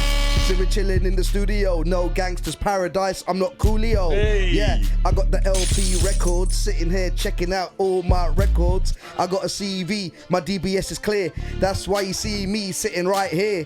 Yeah, and I got a big job, but I don't go around cause I'm a big heartthrob and I'm still freestyling. I ain't done the shit for a while, but I'm still got the teeth like a crocodile. Hey, and Skillibag. Crocodile teeth. Yo. Reassuming pseudonyms, my symbols ain't paragons. I'm putting out the fucking bins, every day's challenging. Stories more harrowing, trapped in the shallow end. Sink or swim, there's a choice, many don't have for them. Therein lies the key, if you're selling 9s a week, chewing beef on the street, just be brave and believe. That's what I tell my daughter, turn beer into water. Still I'm of the habit, read the blogs, I'm the author. The highwayman, no mentors, no idols, just me on the box. You can watch my life spiral, a law to myself. When people say stop, I'm like a moth to the flame, it makes my fucking eyes pop. As I navigate through these heroes, villains, most live in opulence, most make a killing, most sit and wonder why I'm so driven, just doing this shit, what's developing my living. I never came to cause a bunga, munda hega junga. If you fuck about, then you might get left nunga. Leave a man under, Stevie like Wonder. Bust a couple rounds, hear it clap like thunder. Bruh. I ain't getting no younger, still I got the hunger. Started getting prank calls from a private number. Tell me what you're under, tell me what you want. Wait till I get hold of you, you little fucking cunt. I can't say too much. You got a female in here. You got making me go mad. Alright, yeah. Wait. Go Jimmy. Go Jimmy. Go Jimmy. Go Jimmy. Go Jimmy. Go Jimmy. Wait, I got a new beat. Go Jimmy. Go Jimmy. They call him the Giant. He brings along alliance. You see me sitting, I'm not lying. I'll be roaring like a tiger or a lion. I throw a fucking spanner in the works. Pull your fucking gang up in reverse. What? Leave them dead and buried in the hearse. And you see these motherfuckers, they be acting like some jerks. The thing up in my pocket, yeah, it works. Works. I give a fuck, I make these pussies squirt. And if they fuck around, I get them hurt. What? And tell them now we just go to work. We go to work, never come back. When I'm on the mic, yeah, you know they run it back, cause they wanna hear the boys spit. I could give a fuck, smoked a lot of damn weed, got the real paranoid quick, had to put it down. Yeah, to down Charlie Brown on him. I give a fuck, turn a smile upside down on him. Stick him down and I put it on the ground and I Big Jimmy it is, we got it round. It's a cold summer, no wonder lockdown is like you don't stand up and be counted. The rules were all flouted, it leads to disaster and death, no doubting. You think that I'm clowning, it's all going down then. It's like we would never see the top of the mountain. It's peaked that we peaked, but the curve didn't flatten. And then we act like this shit don't matter. You're claiming conspiracy, it's the epitome of your dumb stupidity. I really just pity the process and thinking that gets you man thinking. This man made these insane opinions, shouting in the echo chamber voice the loudest. Cloudless days, chemtrails over houses, poisonous vapors, believe in the papers. Conspiracy theorists, nah, daft apers. Oh, you're going raw, right? Pull up that track now. Pull up that track, yeah? You wanna go raw? Let's go raw, yeah? Nah, it's a fucking freestyle, baby. Freestyle, but the style ain't free. The freestyle. Doing kilos on the key. Hey, baby girl wanna party You with can catch me in the pub with the pint and the... Jeez. Yo. No more writtens, because it's not fair on... writtens are cool, man. It's not fair on him. Bruv, he's sick, bruv. He doesn't need a written. You can catch me on the road or you might see me driving, nothing to lose. I never had a license. See me in a bando, wearing a mask. How they gonna know if they don't know who you are? Or you see me in the club, hear me on the mic, catch a little vibe, have a good time.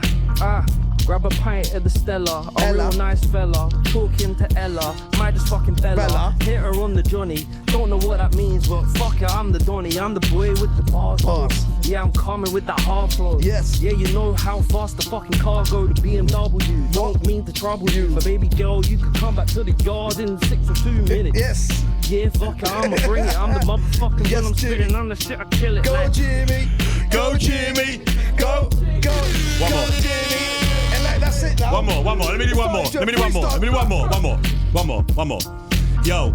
M1 before AMPR, mad bass in the boot, my girls watching the yard. They're staying grime in the sink, Mr. Muscle looking large. I'm bossing this, been the boss, I'm the czar. I'm empty, pedal to the floor like I'm emptying bins. A quick word with my padre like I'm confessing sins. But I'm not sitting in church and I'm not taking a pew, cause I'm high like Nose Hill, had remarkable views. I'm that general survivor when shit makes you pick up. Amateur stage of 52 card pick up. I forgot my own bars. But I don't give a fuck, I don't rap, nigga, I make TikToks! Let's go political, yeah? Jimmy the Chuck! I've got a political written. You go first, I've got a political written. Are you ready for me, yeah? You ready? I'm ready. Yo. Jimmy, you're gonna love this. I've been called a b***y. I've been called... Yeah? You know what? Political, let's fucking go. Yo.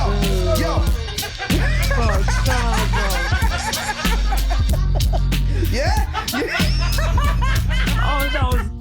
Sorry, bro, I don't feel it. Yeah. I can't compete now. I've got a genuinely the track I recorded called Maggie Right, I'm hot now. It's getting hot in here. Maggie Roberts, right? Which was Thatcher's maiden name. Maggie Roberts. Ready? You'll like this, this for you. Thatchers. Make cider, not milk. It's the common enemy that they force you to kill. It's elitist, defeatist, they'll tell you when you're dead. Strike down, paint blue, the red shed. Here I am though. I'm a travelling man, and I remember injustice like an elephant cat. So it's good night Vienna, and good morning Reading. Saturdays come and we worship Jeff Stelling, but it's all a ruse. We shoot, stab, we mash food.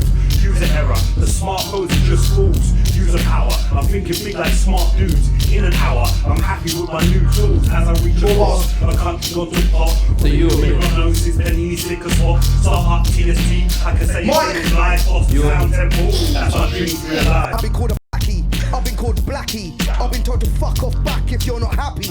I've been called a terrorist and a fucking monkey. I've been told to fuck off back to your own country. I've had a few arguments and had a few fights. I've been told, you're okay, you're alright. I go to a pub where I know a man like Andy. Then all of a sudden, he calls me a Blackie. Now I'm not a racist, I got a black friend. That's what they say when you put it on them. I'm not a racist, I love my curry. Small-minded people need not be sorry. Instead of getting angry, I've been educating, standing my ground and making a statement. I don't give a fuck, put a man in his place, but sometimes they need a good punch in their face. Boy, right, that's me. Little punch in the face. Know that I put them in their place, G. And if you really wanna come and fucking pay me, call the fucking boys and we can get some pastry and go to the bakery. Talking about breaks, pull up with my gang, yeah, I'm chilling with Nick Clegg. He's a real old school don. from the ends. He But was the main thing is you be making up bread. Make a whole lot of bread, yeah, I eat it. I can give a fuck, I got these man them retreating. If they fucking know when I'm talking, they speaking. Listen to a brother when I hit it in the evening. Straight up in the morning. Yeah, I got your bitch in my bed and she's yawning. Nah, she ain't, I'm married with a lovely one. Right, love, wicked Jimmy. Hey, listen, Spanner in the Works. Spanner in the Works podcast episode 6.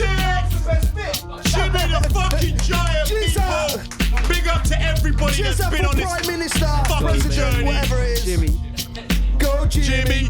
Go Jimmy. Go Jimmy. Go Jimmy. Vote Jimmy. Vote Jimmy. Hey, listen. Vote Listen. It's been fucking incredible. Right, That. in Indian styles, we say "Moon mutakarlo," yeah? That means everyone have a sweet. Okay. Celebration is. Thank you, brother. Hey, listen. I'm a Once handful kind of guy. Once again, big shout out to Jimmy the Giant, man. Fucking the most incredible episode of Spanner in the Works. Sonny Black, you're a G. Jay, you're a G. Jamie, you're a G. He called me a Fred, GG you're a earlier on G. text. I thought. Craig, you're a G. Goes water GG. No, GG means good game. You're a darling, we love you, man. Oh. So you've had to put up with this, like, you know, Thank you, everyone. male energy in Fill this me in. motherfucker. Like, subscribe, mash the button, get involved now. You could say you didn't jump on the bandwagon. And if you want to jump on the bandwagon, we don't give a fuck because we're going right up fucking to Jimmy the Giant levels, mate. It'll always be above us, though. That's why he's a giant, innit? Because, you know. Anyway, Art of War, mate. Never should the... Something passing the... I can't. No, fuck it. I'm done. Yeah, I killed it. I killed it dead. Art of War. Go read it. That was fun, Thank man. I you, really everybody. loved it. We will Thank be you, back. guys. We will be back for season 2. We don't know when, but it is definitely going to fucking And happen. hopefully I Yeah. would have lost some weight. Sonny might have lost some weight by then. I probably would have gained some weight by then. Thanks to all the sponsors. Thanks to everybody. We love you guys. See you next season. Merry fucking Christmas. Merry Christmas. Happy New Year. Motherfuckers. Spanner in the works. Go hard till it hurts. How many man do you know who can drop 1 million flows on a verse?